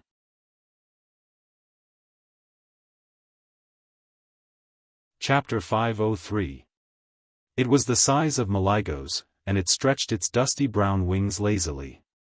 The sand continued to be absorbed into the behemoth's body and seemed to be mixed with various shiny metal particles. The dragon that was gradually taking shape in front of Duque's eyes shone even more brightly under the scorching sun. Izura. The sand dragon spat out a few puzzled words. Why are you disturbing my afternoon nap with a human? Disturb my peace here? Give me a reason not to be angry. Not enough respect, not even a proper title. Duque ignored the blue dragon king and shouted at the time king, Nozdormu, I know you can see the past and future of time and space. Well, since you're convinced that your time is eternal, and that Nesario will die and become one of your favorite collections, I'm not going to let you live. Then let me ask you 2 questions. First, do you see yourself falling? Second, do you see my future? Puny human, what are you saying? The strange light in the pair of gem-like huge dragon eyes suddenly intensified. I am the incarnation of time. I am eternity. No one can kill me. Nozdormu, who seemed to have seen through everything in the world, roared angrily. The entire sky was filled with sand and gravel. In Nozdormu's domain, every inch of land contained some kind of ancient magic. Just a grain of sand was enough to ensure an ancient dragon had never existed. From the past to the present to the future. Not to mention a puny wizard Chen Xing. If he was hit, Duque would be reduced to ashes, and even his Aurelia would completely forget about him. The ruler of time was just that terrifying. The corners of Duque's eyes twitched, but he had no intention of dodging or defending. It wasn't that he didn't want to, but that he couldn't. Time, space, and fate. These 3 forces were universally acknowledged as unsolvable in countless novels and games. Fighting against it in vain would only make the dragon laugh. That bastard bronze dragon king. The power of time is clearly flowing through his body, yet he doesn't care about what happens in the present or the future. The collection meant everything to him. He sent his servants to collect everything, just so he could live in the past, ignoring the present and the future. If he was not scolded awake, the 3 dragon kings would not make a move. Then Duque himself would be in danger. If Deathwing didn't die, even if he saved Alexstrasza, she would only be a protective talisman in the future. The dragon kings were all at the same level. Did they have 1 amulet fortress or 4 amulets? Duque could only act tough to the end. Under Izura's surprised gaze, Duque stood with his hands behind his back, allowing the wind to blow across his face. His eyes were firm, and his posture was like a pine tree in the storm, with extraordinary pride and a pitiful gaze. This made Nozdormu even angrier. At this time, Izura seemed to sigh softly. It was hard to tell if it was a sigh or just a snort. Anyway, the whole world shook a little, and then the apocalyptic sand that Nozdormu had stirred up was completely erased. Yes, if wiping the blackboard was as simple as wiping away the chalk on the blackboard. This was Izura's emerald dream, and Izura was only connected to the consciousness of the 2 dragon kings. If they wanted to kill Duque through the dream, the only possibility was that Izura allowed them to do so. In any other place, perhaps Izura would do the same, using his own method to ignore the death of a human. Even though Duque was a human hero, how many heroes had died in the past thousands of years? In the Emerald Dream, it was completely different. Izura, Nozdormu roared, changing his target. Nozdormu. Duque roared. He once again attracted the attention of the shining golden dragon. Wipe your almost blind eyes and look clearly. Have you seen my past? What surprised Izura was that Nozdormu's reaction to these seemingly ordinary words was extremely intense. You. Who are you? Why can't I see your past? You don't belong to this time. You're not human. Who are you? The golden dragon let out a cry as if it was hurt. At this moment, even Maligos, who had been in a daze, seemed to be moved. I'm here to show you the way. Otherwise, you'll be finished in less than 50 years. Duque was speaking the truth. If Duque's knowledge of history was correct, in the future, the 5 dragon kings were almost all wiped out, leaving only Alexstrasza. The death of Nozdormu, the king of time, was even more hilarious. There was a problem. How could a dragon that could manipulate time die? The answer was yes. The current Nozdormu actually died together with the future Nozdormu. There was another important reason why Duque revealed this. In principle, the bronze dragon was the guardian of time. Their duty was to protect the past from being changed, and they also had the power to travel through time. In a sense, Duque was a transmigrator from the future to the present Azeroth. Therefore, the bronze dragon was a hurdle that he had to overcome. Otherwise, who knew if he would be purified by the bronze dragon who would rush back in the future? Duque's biggest card was the death of the bronze dragon king in the future. If Nozdormu did not want to die, then Duque could use this card to threaten or reach an agreement with the bronze dragon clan. Really? Duque was gambling. If he lost, he would not have to go back to deal with Nesario. He would be wiped out by Nozdormu here. If Nozdormu tried his best, even Isra could not save him. If he won the bet, now, Duque saw Nozdormu's struggle and hesitation. For the first time, this bronze dragon king, who only knew how to eat and wait for death and did not do any proper work, discovered that his eyes, which could see the future beyond time, could not see himself 50 years in the future. The golden-yellow gravel dragon was trembling. Duque decided to add fuel to the fire. Yes. I did not belong here. But my future belongs to Azeroth. May I ask, great king of time, do you allow a variable like me to exist? Are you willing to give me, and the Bronze Dragon clan, a change and hope? Nozdormu almost instinctively spat out a ball of sand to attack the tiny Duque, but in the eyes of the other 2 dragon kings, Nozdormu was being forced to retreat. This was an extremely strange scene. Duke unleashed his final trump card. Lend me your power, Nozdormu. I am willing to point out the right path for you. As for you, Maligos, I can provide you with a little thing, in private. The Blue Dragon King, who had been muddle-headed, suddenly trembled. You're tuning in to the Xiaofan's Wuxia Tales YouTube channel. Don't forget to subscribe and join us on this journey to catch the most captivating stories.